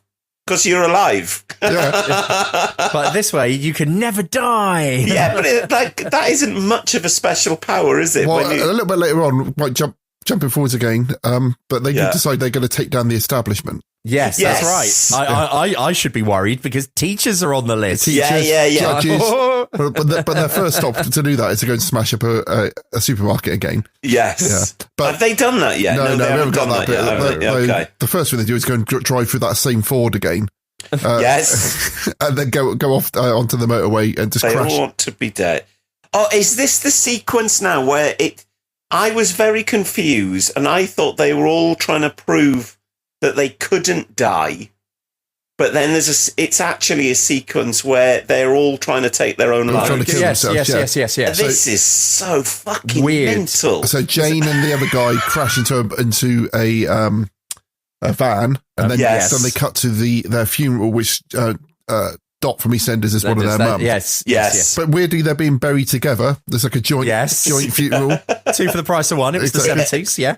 But they've had a funeral, and they don't want to bury their own in the stone circle. But she said, "Can I just see her one last time?" Just as you do. Can I look at the body one last time? Yeah. As you do when you're at a funeral. My Nick. Yeah. And the coffin is empty. Yeah. A good old hammer trope, isn't it? Yeah. Yes. But only one of them lives because the other one apparently didn't want. At the last second. Yes. Was he afraid? He was afraid or something, wasn't he? Mm-hmm. So, yeah, very odd. And then, is that then the sequence where the boy goes to the high rise? Yeah. And he's talking to a girl. And then he's like, "Oh, I've got to go up." And then they're pointing at the window, and then a copper comes, and he's like, "Is this your bicycle?" Yeah. He goes, "Come down from there," and he goes, "All right," and jumps. He just jumps out the window. Yeah. It was insane. And when we see Jane come back from the dead, they go, her and Tom go and like terrorize some motorists, and this is the famous bit where she's like sticking her tongue out at the drivers and stuff like that. Yeah. And she slashes the tire of a truck, doesn't she? Yeah. Yes. Which does crash quite awkwardly, and I thought if there was a stuntman in that, and explodes, yeah, the stuntman in that would have he would have been jarred, wouldn't he? Quite badly jarred. Yeah. And then who else? So another one throws himself in the river with like a load of chains around him, doesn't he? And then what's the other one? There must Which is again a very weird. The skydiving one. Yeah, the skydiving one. What on earth? And I put that's quite an expensive sequence for such a cheap film. Yeah. And it's like, as you said earlier, he could have just got into a bath and dropped like an 3-bar electric fire in there with him, and that would have done it. But no. Not established that they are skydivers at all. No. Yeah. And think about like the lengths he would have had to go to. So first of all, you would have had to go through like the basic training of skydiving. Yeah, with Peter Duncan. Yeah. With Peter Duncan, again, Blue Peter reference. Yeah. And then wait till there's a good clear day. They should have had like shots of him and like them going, "No, we can't do it today," and things like that. Yeah. Him throwing his hands up. Oh God, yeah. So yeah. All slightly. Some others do have them. Yeah. Yes, it was. It's very slightly too far. Yeah, it's very, very sitcom, isn't it? Maybe Frank Spencer died as one point in one of the early episodes, and that's why he never is hurt or killed by any subsequent adventures. What's his wife called? I can't remember. Betty. Oh, Betty. When he's the Christmas one, when he comes out the roof of the church dressed as a fairy or something. Yeah, that'd be on Christmas Day morning. Be on when the shed falls apart. Yeah. Back of the bus on roller skates. You cannot beat that though, James, can you? And then it cuts to video when he goes through the door of the shop and he goes into the. I told you that's the theme. I told you the theme tune to Some of Us Do Have Them.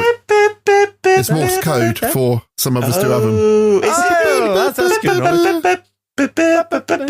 Is it answering Inspector Morse, which is Morse? Beep, beep, beep, beep, beep, beep. Yeah. So we have all that mad sequence, and then I kind of stopped making notes then, I think. Yeah, so so basically... for some reason, I've written Brexit. Well, we've got to liken everything up to Brexit, haven't we? Right. Yes. Okay. Yeah, so... So we have another chase with Robert Hardy chase them in the Jag, trying to read their license plates, which leads them back to the parents' house. The house. Yeah. At Beryl Reid's house, yes. And he goes in and has a chat. And she kind of...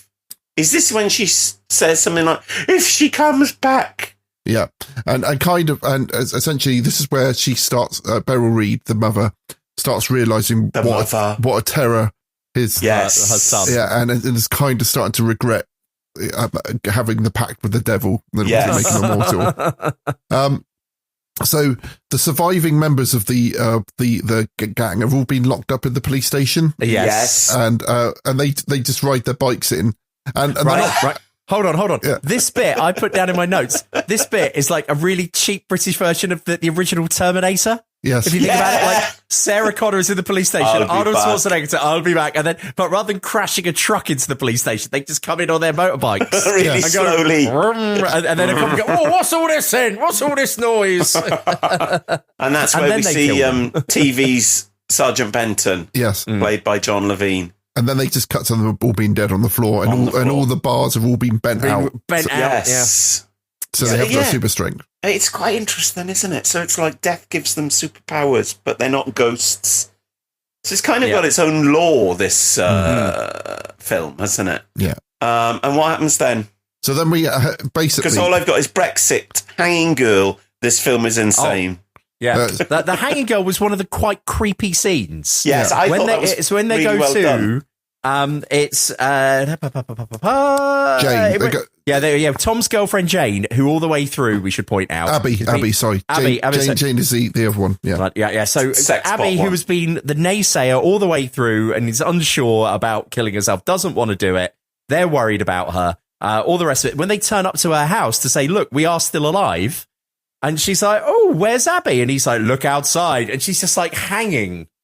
From a tree, and it is quite creepy in a kind of really 70s giallo vibe way. The colours and everything is great, isn't it? Yeah, and I just put that's one of the few real creepy shots in this film. And that's why we've said there's a trigger warning at the start, because anyone... it's just an odd thing to chuck into a film at a certain point, isn't it? Very odd. And also Abby is having dreams of herself being cut open by a nurse version of herself. Yes. And yeah. So very sort of like American Werewolf from London-esque, isn't it? And does she dream as well that Tom turns up dressed in white this time and they go off together in like an Aussie Clark dress or something? Yeah, and they're not both wearing the same dress. She's got like an Aussie Clark dress on. So basically,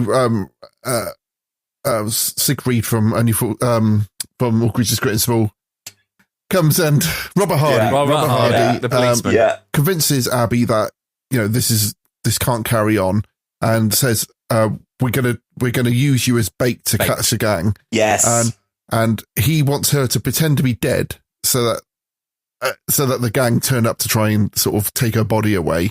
In the mortuary, and there's a nice shot where she's on the slab, and they do a 360. It's very well done.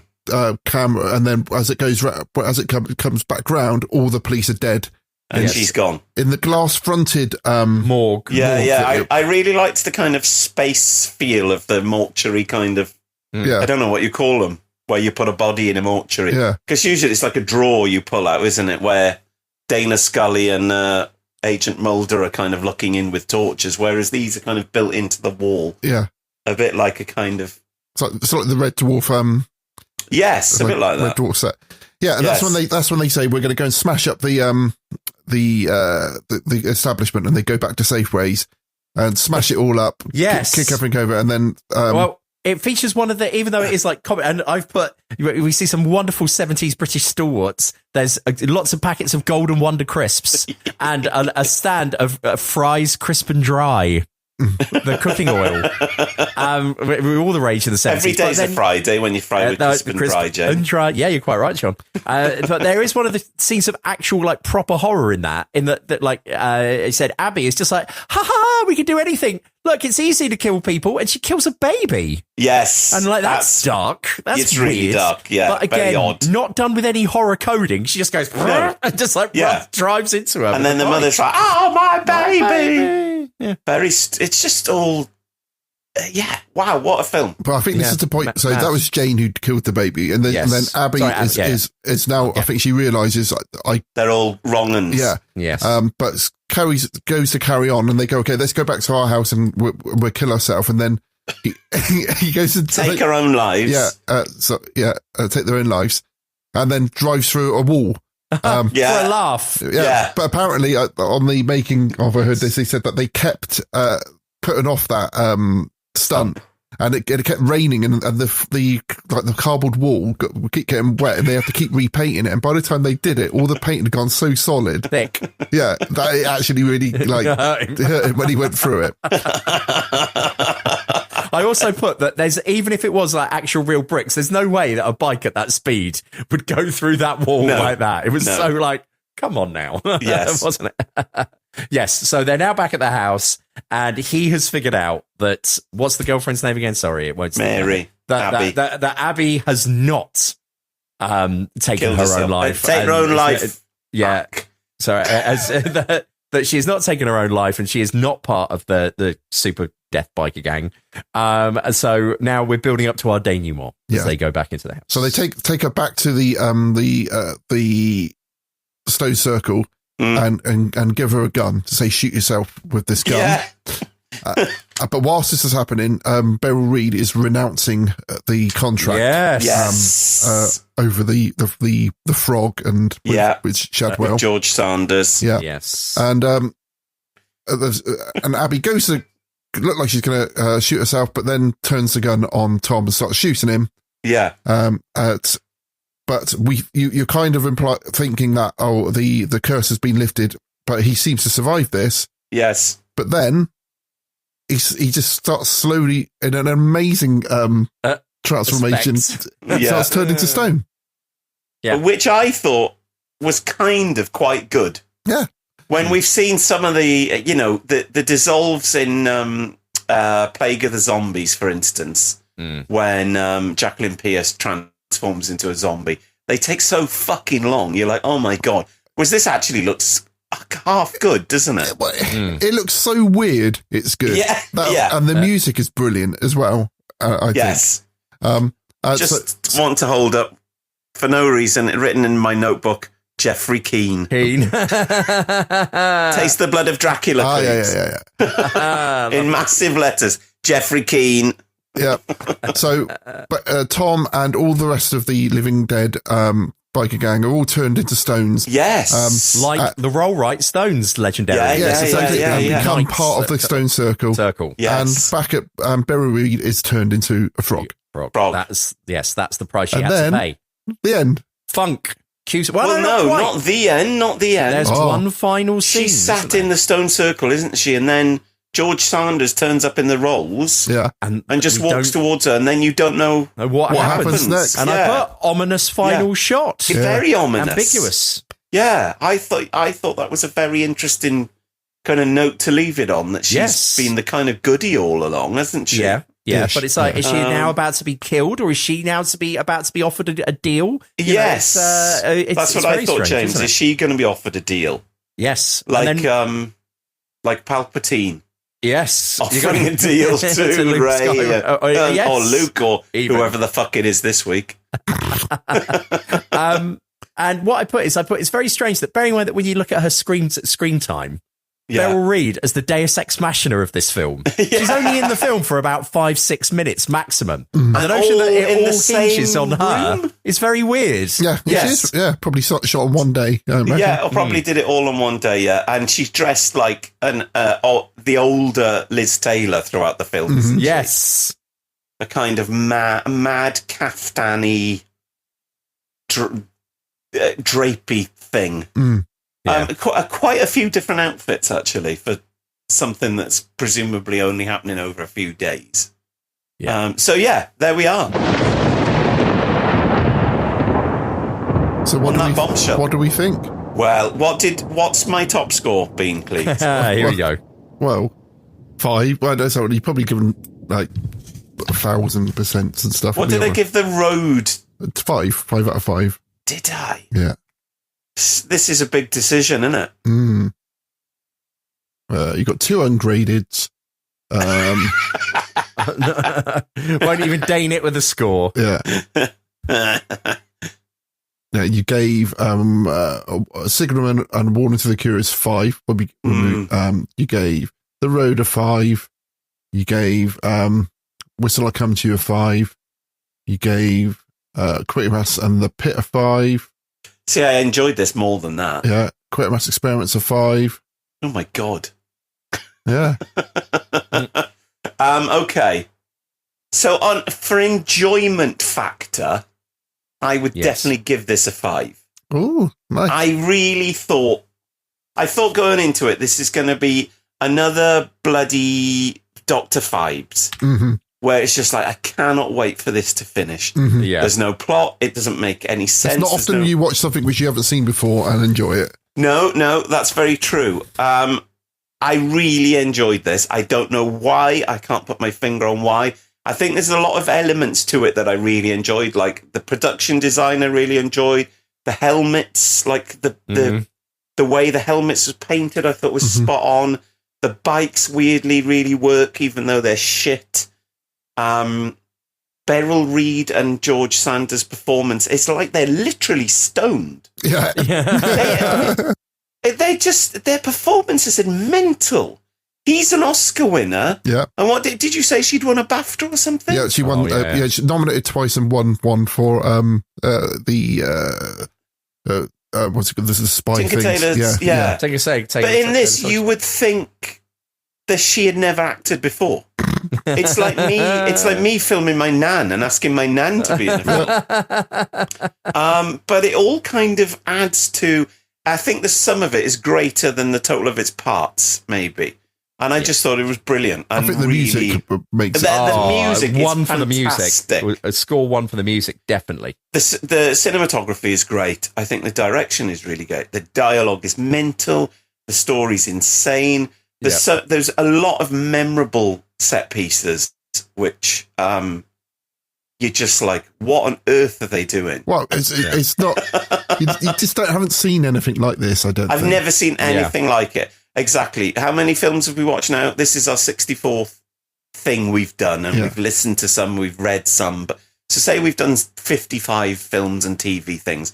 I've never, and all the stuff I've watched as well, I've never seen anything quite as demented as this. So I did a little look what came out the same year. So Live and Let Die. Wow. The Exorcist, Godfather, Clockwork Orange. Wow. Dare the Jackal, Poseidon Adventure, Lost Tango in Paris, Cabaret. Hammered brought out Satanic Rites of Dracula, Love Thy Neighbour, Holiday on the Buses. Love Thy Neighbour. That's Your Funeral. On the buses. Yeah. Wolf's Head and The Legend of Robin Hood. So, yeah. Wow. So, and what a year for films. And the stuff we get now, and it's like people are excited about Wicked. Yeah. And you're just like, what is this shit? Top albums of that year were Aladdin Dark Side of the Moon? Wow. Dark Side of the Moon. Yeah. Houses of the Holy. Oh my God. Goodbye Yellow Brick Road. Simon & Garfunkel's Greatest Hits. Slade by Slade. This is why boomers go on about stuff, isn't it? Because it's like they did have all the best stuff. Good stuff. But it's like that year, and I'm not into this music, but it's like that year in the 90s where it's a picture of tape cassettes, and it's like 2 Nirvana albums, 2 Guns N' Roses albums, Pearl Jam, and all this stuff. 1992. Like, it's what, and you're just like, what? Yeah.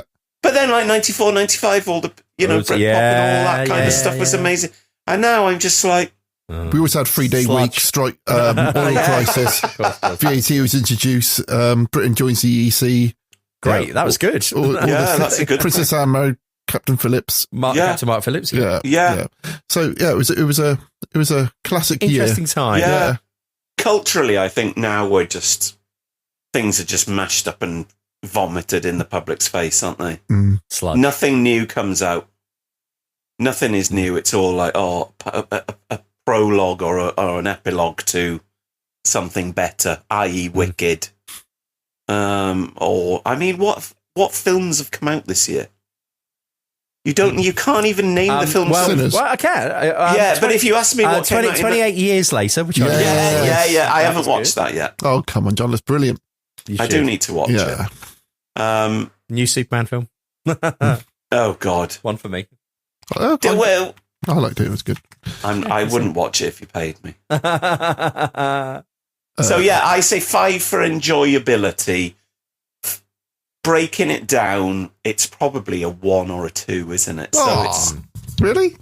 No, but I'm saying for 5 for enjoyability.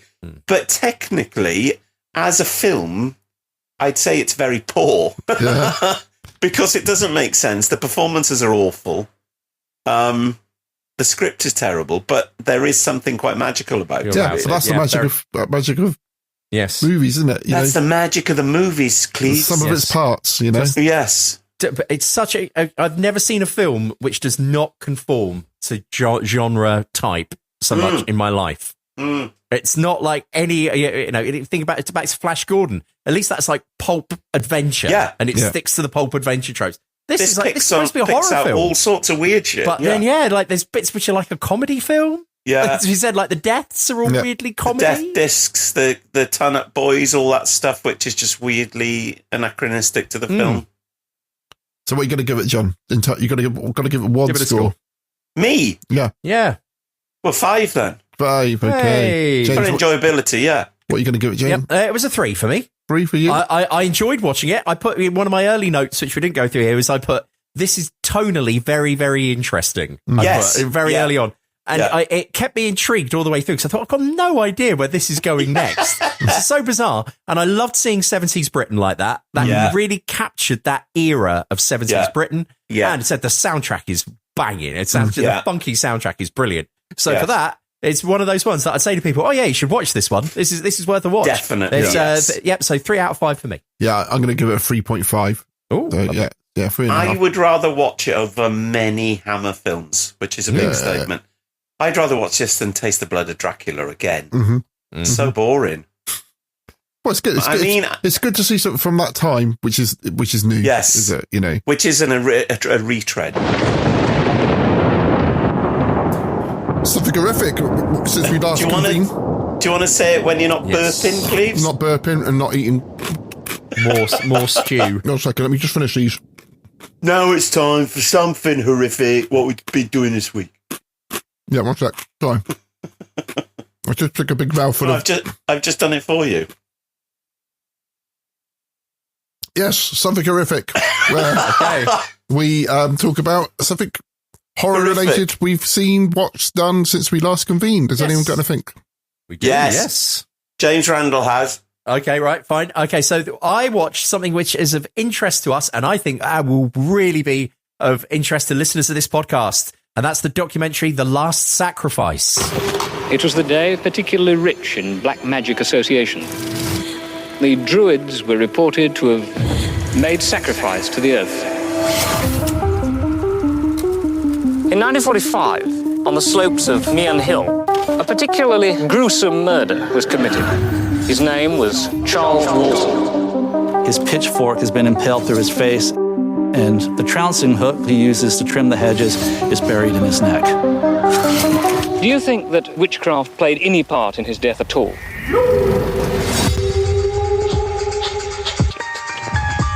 This bizarre ritualistic killing struck a nerve with the nation. Was this the last ritual killing in modern Britain?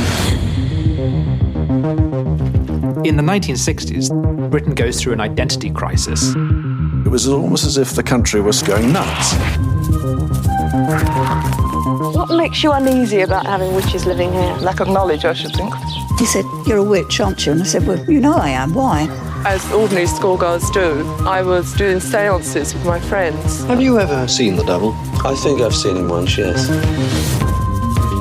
The nation couldn't open their newspapers without reading bizarre stories. And all this fed really into horror films of the period. Mighty God of the sun! The line between fiction and fantasy became blurred. Sounds wild. It's Sunday supplement stuff.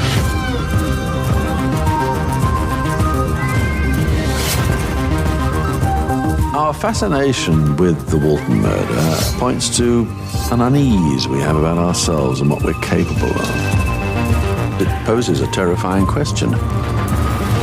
What is really going on in England's green and pleasant land?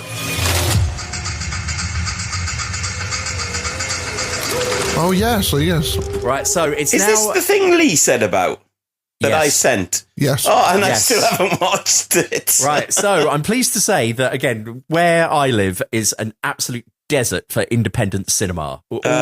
It was not shown in any... Even though we've got a posh view cinema now, they still don't show anything independent, really. It's still kind of all of that business. So I was very pleased to see that it was available on streaming.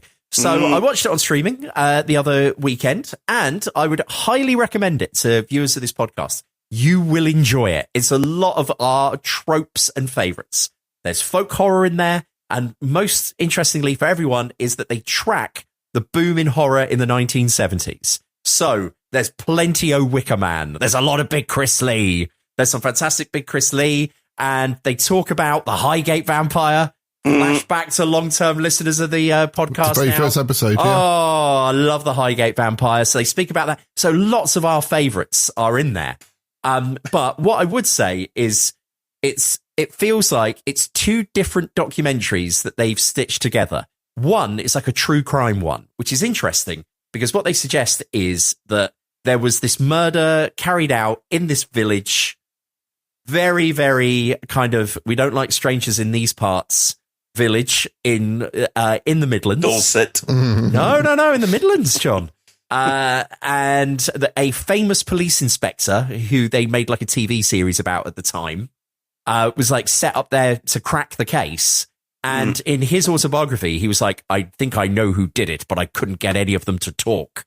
And then they kind of suggest, was this a ritualistic murder that was done a la the Wicker Man to bring about a good harvest and all the rest of it? So they start off like with that. You think, oh, this is good. This really, and yeah, the whole kind of folk horror. But then they go, they couldn't find the murderer. But then this went on to inspire 20 years later, and then they go off on the whole folk horror thing. So you kind of go like, the connective tissue between these two things. I see that it's there, but it feels quite thin. Slightly tenuous. You know, it's slightly tenuous because it's like they don't then go back to the murder and go, oh, actually, since then, this has come to light. There's nothing like that. It's just like, still don't really know who did it. No. And you're kind of like, all right. But as I said, the fact that you're listening to this podcast right now, if you're into that sort of stuff, do seek it out. It's definitely, like I said, it cost me, I think it was like $4.50 to rent it or something like that. It was absolutely worth it. What's it called again? The Last Sacrifice. Okay. Cool. Definitely worth watching. It's not the Charles Walton murder, is it, James? I think it might be. Oh, okay. Might be what I've talked to Lee about. Yeah. Because my dad always used to go on about that murder. It's quite a famous murder. Yes. Fabian of the Yard. Is that it? Yes, that's it, John. Yeah. Oh, I will watch it then. Yeah, do watch it. Do watch it, Yes. but you'll see what I mean. Like you think, this is building up to them kind of like delving into what folk horror things were like driving Britain. Yeah. But then it's like, jump forward 20 years and then Hammer Horror are making Dracula AD 1972. And you're like, wait, whoa. Well, someone to watch it doesn't like unlock any That murder was suppressed memories. 1945. Yeah. So it's like quite far. Yeah. Yes. Yeah. Oh, that's interesting. I don't think I appreciated that part, but I will watch it. Yeah, because I'm interested at Meon Hill in near Stratford-on-Avon. And then they give. There's a big like. You think, oh, okay, this is good. I'm watching the credits, and they then kind of finish off with almost like a post-credit sequence where they're like, oh well. They speak to an actor, and I thought, I recognise that guy's name from somewhere. And I won't tell you because I want people to watch it and then you talk about it. But this guy says, I was cast as this thing. And it turns out that where we were filming this famous thing, it was right by Neon Hill. Interesting. And it's supposed to be like, were there dark energies there? But it's so ridiculous. It's unbelievable. Once we finish recording, I'll tell you what it is. That's not to spoil people. Okay. But I did go like, that's not the spooky finale they were hoping for. It wasn't an episode of Dangerfield, was it? Do you remember Dangerfield? No. That was filmed not far away from Meon Hill. Interesting. Okay, Are you still with us? Yeah, I'm here. What were you doing then? I was picking up stuff which I've just knocked. I've knocked a big pile of stuff over. Oh, okay. Your belly button fluff, is it? No, Anno Dracula by Kim Newman is one of the things. Oh God. Oh, yeah. Okay. Yeah. Are you? You're not still trying to read those? No. It's a load of books I'm trying to get rid of. The Warlock Effect by Jeremy Dyson. Yeah, I'm going to stick as one on eBay. Good review. Yeah. The next edition of Anno Dracula. Yeah. One of those books I'm trying to get rid of. I did read it. I enjoyed it. Ross S. Cleaver. So my one is Pluribus, which is... am I saying that right? Pluribus, yes. Pluribus, yeah. Never heard of it. What is it, please? It's on Apple TV. Sounds like a disease. Yeah, well, it's on Apple TV. And so I kind of outlined the first episode, so I won't spoil it too much. But if you haven't watched it, don't bother. Skip ahead. No, so basically, starts off. They pick up like a signal from outer space, and they work out that it's giving them the ingredients to some kind of like chemical or something. Yeah. And this sounds exactly like the start of A for Andromeda. They expose it to some rats, and then one of the rats. They think one of the rats is dead, but then it bites someone, and that person gets infected, and that person starts kissing people. And they all start, and then everyone who gets it will kiss people. Yeah, and then cut forwards. So later on, there's a lady who's an author, a bit like. Sort of a very successful sort of series of books, coming back from a book tour, and they're in a bar, and then suddenly everyone just starts shaking, standing up and shaking. Oh, weird. Her wife or partner dies during this episode, and then turns out basically everyone in the world, apart from 12 people, have all suddenly merged together into one consciousness. Collective consciousness. Yeah. And they're saying that they just want her to be. They said, while we work out why it hasn't worked on you and the other 12 people on the planet, we just want you to be happy, and we would do anything you want. So she said, I think I heard a trailer for this, but she's obviously like she's trying to work out how she can stop this. Yeah, and it's fantastic, really good. Was it written by someone who's written something else? Yes, Vince Gilligan, who did Breaking Bad. Yeah. Yes, that's right. Stuff, yeah. Yes. Fantastic, really good. Good. Yes. Hardly any dialogue in it because it's just one person on her own, and But will it be a season and then nothing happens, and then another season, and then another fucking season? No, they said it's going to be 2 or 3 series, I think. Oh, okay. Because that's like we were saying recently. That we watched the first series of Stranger Things, and now it's like 10 years later, and it's just like, I'm not going to have watched something for 10 years when I just want to find out what the fucking story is. It's too much, isn't it? I just can't be bothered to wait. Yeah, well, the kids have got into it recently, so they've just watched all of it like within a year. So but that helps when it's all there available, doesn't it? Yeah. Not like, I don't want to start watching something now and be like, in 2035, I'm still going to be watching the same bullshit. Yeah. Yes. Yeah. 62 years later, we're waiting for the series finale of Doctor Who, aren't we? God, we really are now. Yes. Are you excited? Are you going to watch the Sea of Land and In Between the Warcleaves or whatever it's called? Awesome. Yeah. Goldfrapp doing the theme tune. Yeah. I know, I saw that. And I was just like, what? Yeah, I'm assuming it's an established Goldfrapp track. No, they're doing it's a cover. Of Bowie's Heroes. Yes. Barry's Heroes. Bowie's Heroes. Okay, right. To be honest, I thought the trailers looked better than I expected. Yeah, it could be. My something horrific this week is, I can't remember when, but Helen and I went to see Inside Number 9. Yes. The musical. What's it called, the actual play? Stage Fright. Stage Fright. In beautiful Oxford in England. And we had a wonderful time. We went to Cote beforehand for rotisserie chicken, which was very nice. One each. Yeah. As a treat.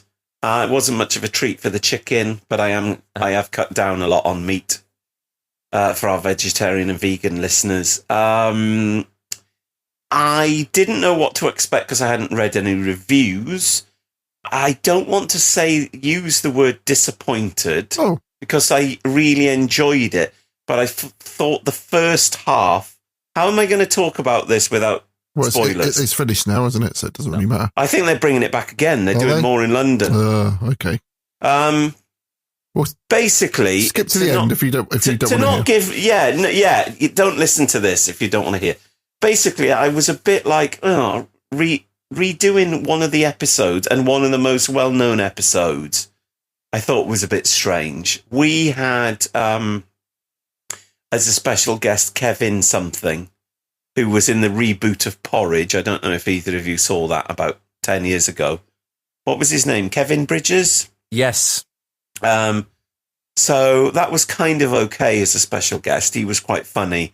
There were some really funny bits where Pemberton did something different with some celery or something than he'd done previous nights. And Reece Shearsmith was doing a very good Ernie Wise impression, just pissing himself, and went totally off the script because he was laughing so much. And that was real. And it was all really enjoyable, but I was a bit like, oh, they could have just done something new for this part. Then there's the second part, isn't there? Which then is new, I think. And that was much more enjoyable, and that worked really, really well. Yeah. There's lots of stuff about the magic of theatre. There's some really interesting video effects and stuff where video is projected live in the theatre and stuff. So I thought... And the switch when you think... And then you're like, oh, hang on. I had no idea what was going on then. Yeah. Because I felt like my eyes were really straining to see what was happening. And then when they were like, oh, it's not been Reece Shearsmith all along, I was like, what the fuck is going on? Can I not see anymore? At what point did it get switched out and stuff? Yes, so I thought that was really good. And that was a bit like ghost stories, like those kind of jump scares and stuff. So I thought if they'd done more of that and not the front bit, the first bit, I thought it would have been better, really. I really like the bit at the start that's like a little episode on its own where they're in like theatre seats and Shearsmith kills 3 or 4 people in comedic fashion. Yeah. I really enjoyed it, and that's why I don't want to say I was disappointed, because I love them and I think they're brilliant, but I just didn't get why, if you're expecting fans who have watched all of your TV series to come to the theatre, why just repeat one of the episodes? But it wasn't like it was like seeing that through a different lens, wasn't it?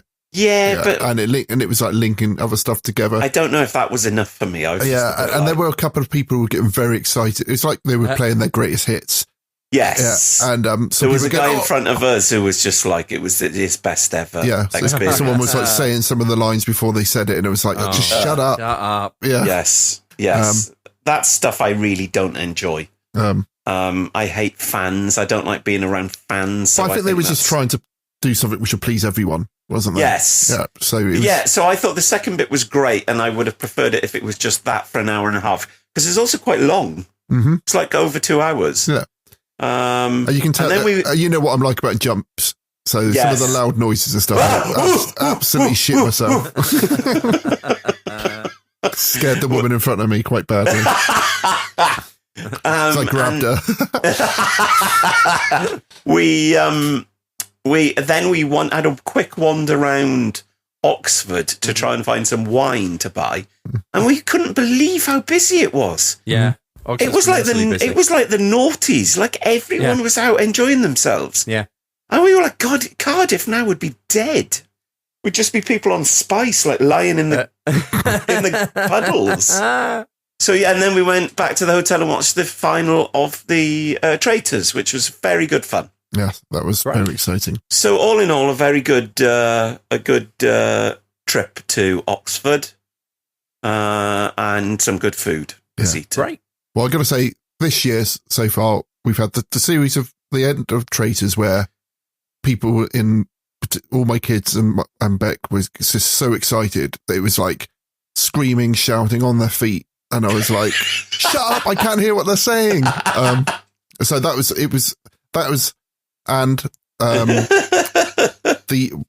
we're really enjoying Stranger Things. The kids are really into it. And the end of the 4 episodes he just brought out recently, same thing. Everyone was just so excited. And I was like, this is brilliant. This hasn't been like this since like the 2012 Olympics, where everyone was shouting, go on, Mo! Yes. To have two TV moments where everyone in the house has been just it just shows people will watch things together. Yes. If any of it's any good. And I think that's the problem with modern TV is most of it is fucking rubbish. Yeah. But it was just so fun. People don't watch telly anymore. Yeah, but those would be memories which are oh God, yeah. We loved because we don't watch Traitors, and we were like, oh, we'll watch it because the celebs, and it was a really good cast list of celebs. Yeah. So yeah, we really enjoyed it. Whereas usually, like, you know, no, who wants to watch I'm a Celebrity Now for the 48th time? Or my mum. Like things like that. No, 25 years. Like, why? Isn't Nigel funny? Oh, Nigel who? Well, they loved him when Nigel Farage was on The Jungle. Oh my God, are you joking? Christ. Yeah. That is something horrific. My dad's got a little St. George's Cross badge on his coat now. Oh, no. Oh, God almighty. I'm so glad I've seen the other side of the coin by living in a foreign country to England. I'm just, the English are so mad that they're like, all the stuff they're patriotic about is also like all the stuff they hate. And all the stuff they complain about. It's just nothing. When you break it all down, none of it makes any sense at all. No. Anyway. On that bombshell.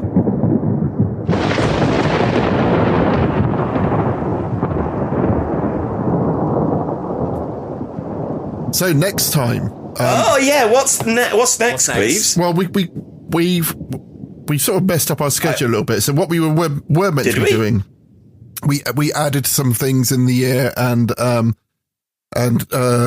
Flash Gordon took really bloody ages to do. Sorry, I can't stop burping tonight.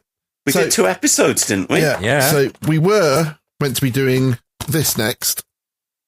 Oh God, the feature film one. Yeah. Quatermass, but we are literally weeks away from Christmas, so we should be doing our Christmas episode. Oh, yeah. So next time we're going to be doing, if you guys are in agreement, like we've done the last 2, we'll do something will come out on Christmas Eve and something will come out on New Year's Eve, if you're happy to record both at the same time. And that will be the final BBC original Ghost Story for Christmas, which we haven't done yet, which is the Ice House. The Ice House. Good Lord. Yeah. And we did say we're going to do Canine and Company, which is the Doctor Who spin-off, which they brought out at Christmas, which has got folk horror Canine elements in it. So join us in the festive period if we manage to record it in time. Yes, for we will. BBC Ghost Stories Christmas, The Ice House, and Canine and Company. Right. Excellent. I'm looking forward to that. Okay. What do we say now? We say goodbye. All right, everyone. As always, thank you so much for listening. And we mentioned it at the top of the show, but again, people that have been getting in touch with us from very, very far away, saying that like the show's helped and that you've enjoyed listening. Thank you so much. We really do mean that. That's really lovely to hear. Mad. It feels mad. People listen to it, let alone say it's something which has cheered them up when they're feeling a bit low. So yes, that's great. I've got to say that's why I like doing it, because you guys always cheer me up, and it's just lovely. What, the listeners? No, you two. The listeners cheer me up as well. But you know, this is a great way to keep in touch with my 2 very special friends. So yes, yeah. And and John and James. Yeah. Enough about my other podcast, Dark Gossip. I thought you were talking about your testicles. Yeah. Which I have to play with all the way through this. Too much. Take that out. That's something horrific. That is something horrific at the end. All right then. Love, light, and peace, everyone. Happy day, everyone. See you soon. Have a good one. Bye. You have been listening to the General Witchfinders. Support the show and continue the conversation at patreon.com/General Witchfinders. Subscribe and spread the word at generalwitchfinders.com. Farewell, and don't have nightmares.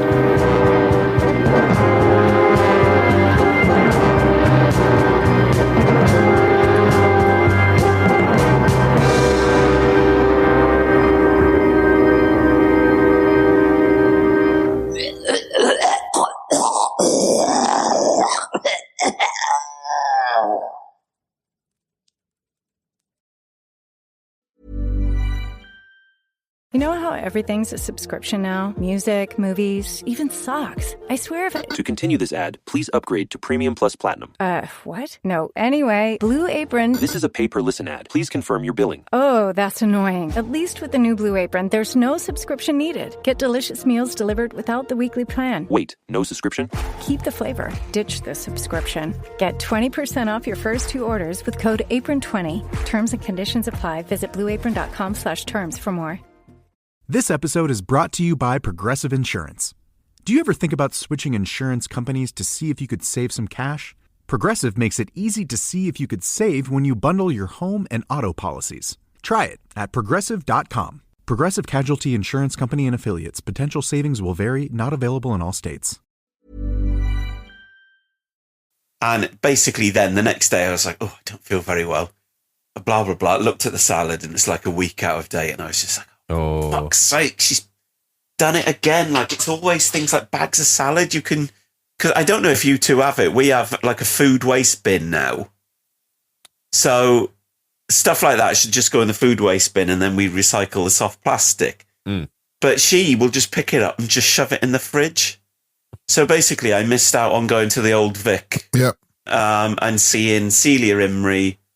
I can't remember who all the other people were now, but it was really annoying. John Lithgow was the one. Yes. Did I tell you? Have I said this online? No, you told me you missed seeing John Lithgow. And I feel like I've had this conversation. You've lost the opportunity to talk to him about Harry and the Hendersons. Santa Claus the movie.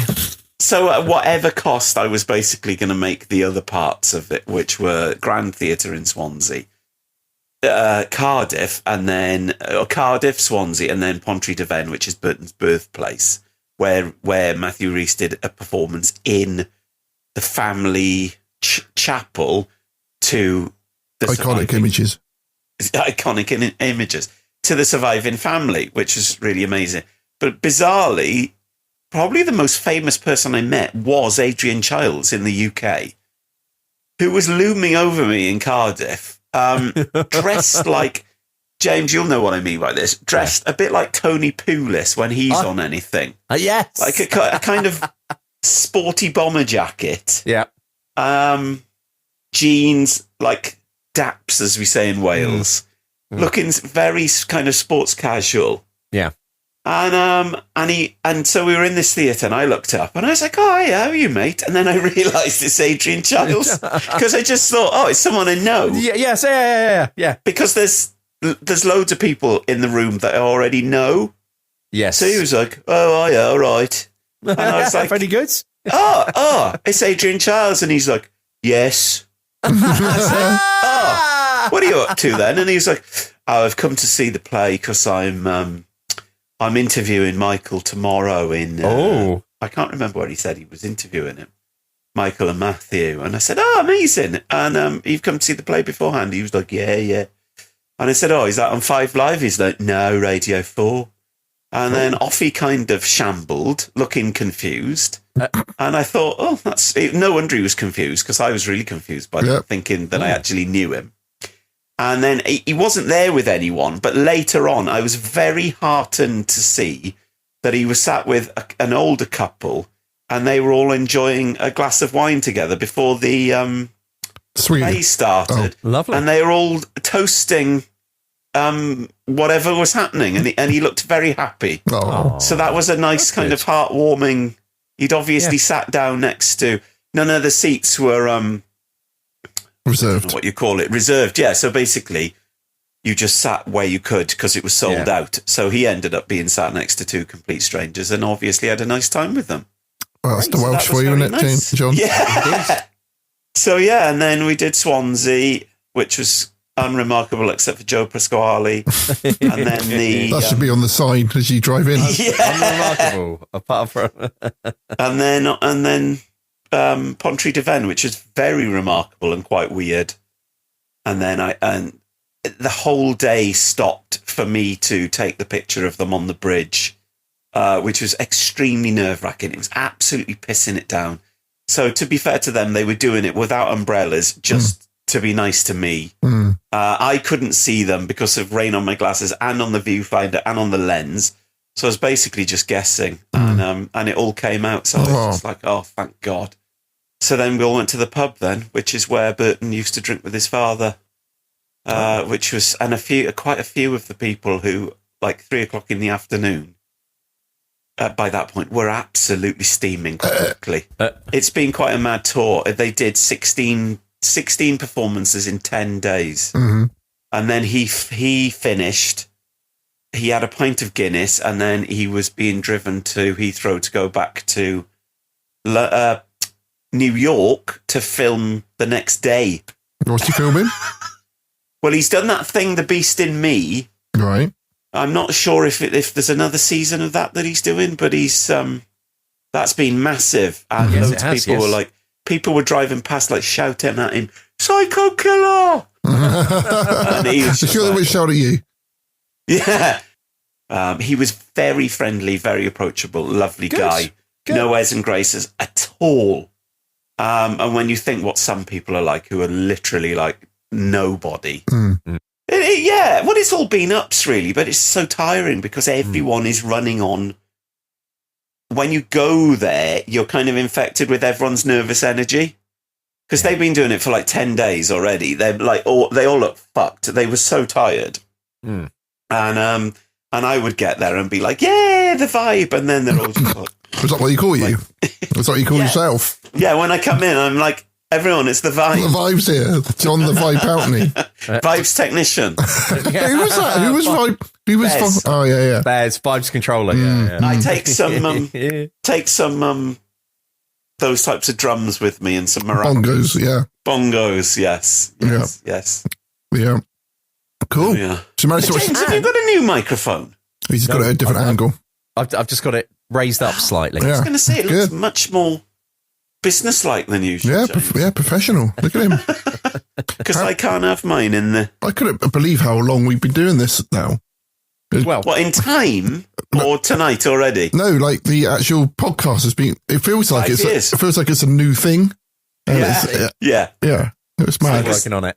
I was looking at some photos earlier that I took before lockdown, and then I was just like, I can't believe that. Like, I think it's 5 years. Next month, I took these pictures. Wow. Yeah. And I was like, what the fuck has happened in 5 years? It's mad. Everything and nothing, really, isn't it? It's one of those. Yeah, crazy. Time. When we had one of our open days, when John, it was the Saturday that Ange Postecoglou got sacked. It was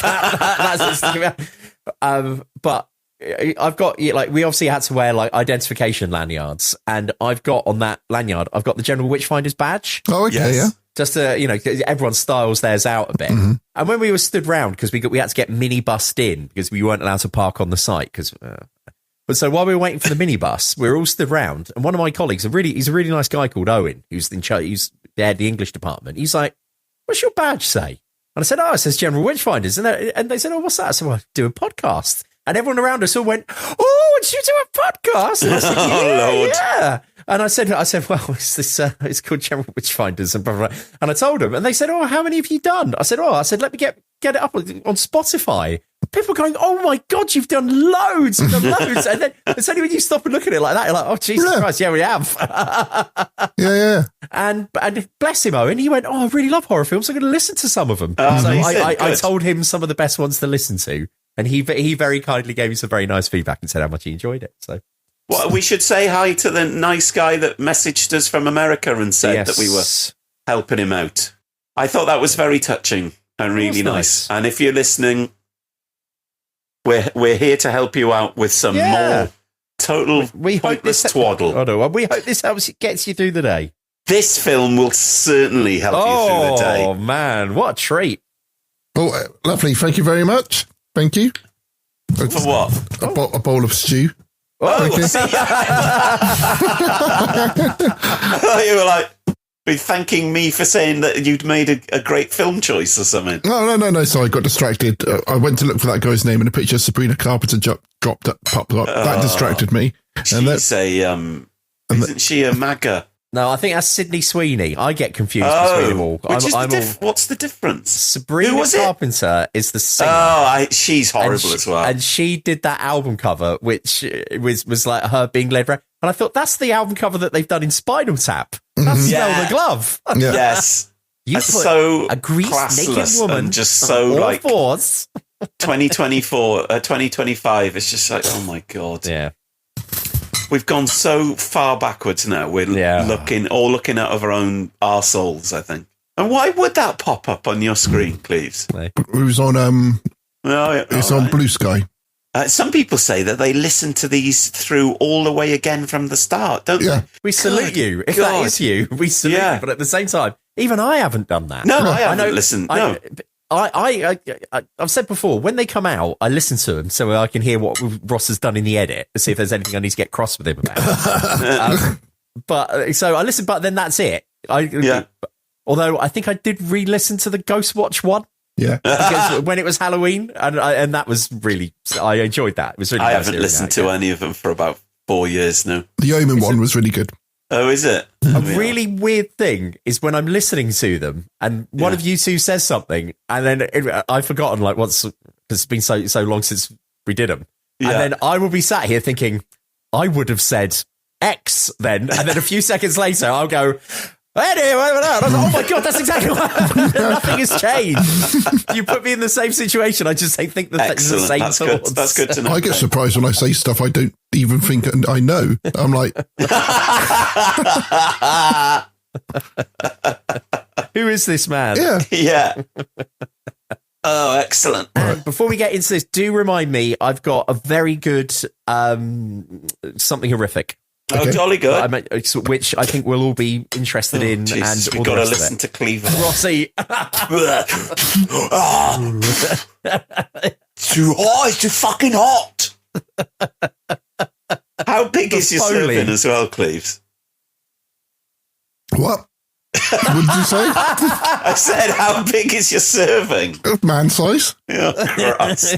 What kind of stew is it? Beef stew? Like a mince and sweet potato. What? Yeah. This sounds like madness.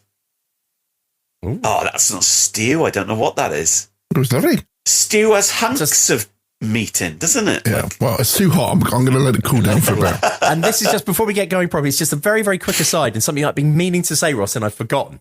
That when we went to see Danny Robbins, when we were in the queue to get all our stuff signed, there was a guy about sort of 6 people in front of us who was wearing a denim jacket, and on the back, it had a patch saying "Weird," spelled WYRD, Weird Wessex. Yes. And I thought, this is like the Jets and the Sharks to your Dark Darset. Yeah. And I almost went up to him and said, "Do you know Dark Darset? Yeah. Do you want to fight them?" like a bike on the border, like that, and like the other detectorists in Detectorate. Yes, yeah. We started Simon and Garfunkel. Yeah, we're rewatching that with the kids at the moment. Oh, amazing! Yeah, but when I put it on, they went, "How is this going to last 4 series?" Strap in, kids. Yeah, to find out. Yeah. Did I? As we mention something horrific. Have I mentioned at any point going to see Inside Number 9 yet? To me, yes. In an episode, though? No. Oh, there we are. Okay, jolly good. There we are. Good. Well, I can do that later. I'm trying to think if I've done anything horrific. Ross, apart from in the toilet. Ross, do you know who is Weird Wessex? I'm aware of them. I'm aware of them. They're beneath me. Yeah. But I do not deign to speak of them. I think every county's got one. Yeah. Okay. Mm. Weird Wirral. Weird Warwickshire. Sexy Sussex. Oh, that's a different thing, I think. Okay, should we do this? Yeah, right. Okay.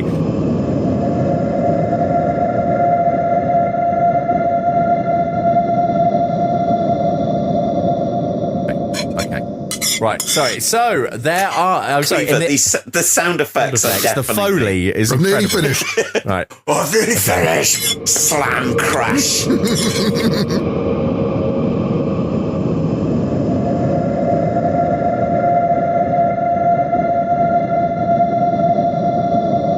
We're gonna rock down to Electric Avenue, and then we'll take it higher. Yeah, great, good. So yeah, cool. But I really like Brixton Academy. I mean, bearing in mind that there was talk that it was never reopened after those people died. Yeah, but there was lots of like security and they make you walk all the way around the whole venue and stuff before you can go in and stuff. It's a lot That's more controlled and things. Yeah. Did Pete Doherty eat one of those giant English breakfasts again on stage? They did play Carry On at the Khyber behind him while they was playing at one point, which made me put it on when I got back home. I thought, oh my God, I can't believe this is even like on TV to be what this is terrible. People say that's the best one. It's so offensive. Oh man alive. I think what's he called? The Kazi. I think I can't. It's been so Kenneth long Williams' since I've character seen is called Randy something or other. The Kazi. Blackface. Yeah, blackface up. And all I remember is that it's like the Scots Guards, and they're all wearing kilts. Yes, and they basically show their asses. Well, it's because Charles Hawtrey was so cold. He wore his pants one day, and Bernard Bresnell knocked him out and had a look up his kilt, and then they lost all fear of them. So bad. Was Bernard Bresnell blacked up as well? Yeah. Oh, dearie me. Oh man, the worst. It's incredible. And then it's even madder to think that like when we were teenagers. Hey guys, let's bring back the Carry On films and let's do Carry On Columbus. Yeah. It's the same principles. That will still work. Yeah, it's just it's terrible. It's just...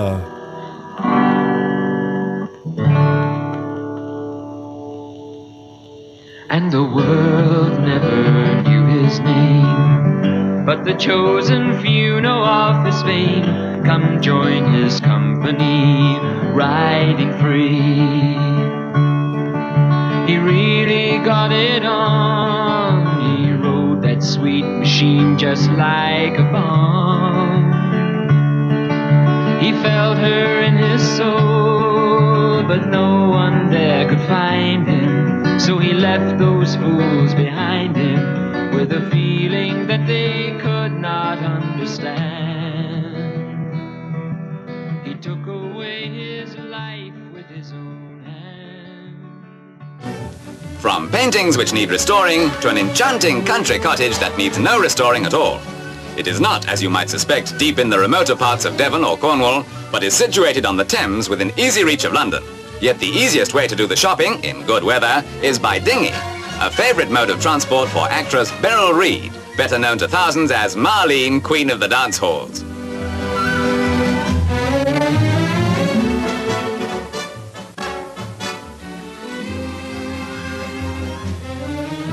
The aptly named cottage, which closely resembles a couple of thatched honeypots, is also the home of probably the most bizarre collection of earrings in this country, or in any other, come to that.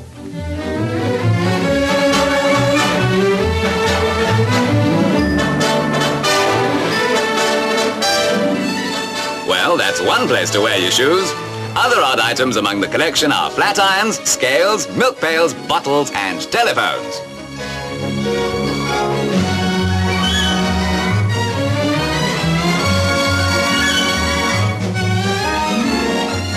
Most of us are relieved to have only one telephone about the place, let alone having two hanging around one's ears. But it takes more than a trifle like that to bother Marlene. Beryl, we mean. And no, we're not going to make any jokes about ringing noises in the ears.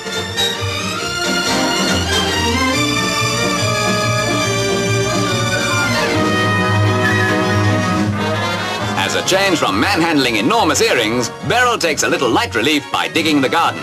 Who knows, perhaps the spade will end up as an earring one day.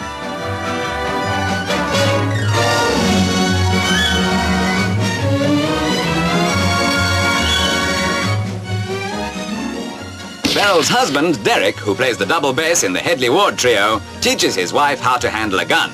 Not, you'll be glad to hear, to discourage would-be earring snatchers, but simply to combat the many squirrels who feel that the thatched roof is an ideal storage place for the winter's food. So, if you see a pair of earrings resembling stuffed squirrels, you'll know what's happened.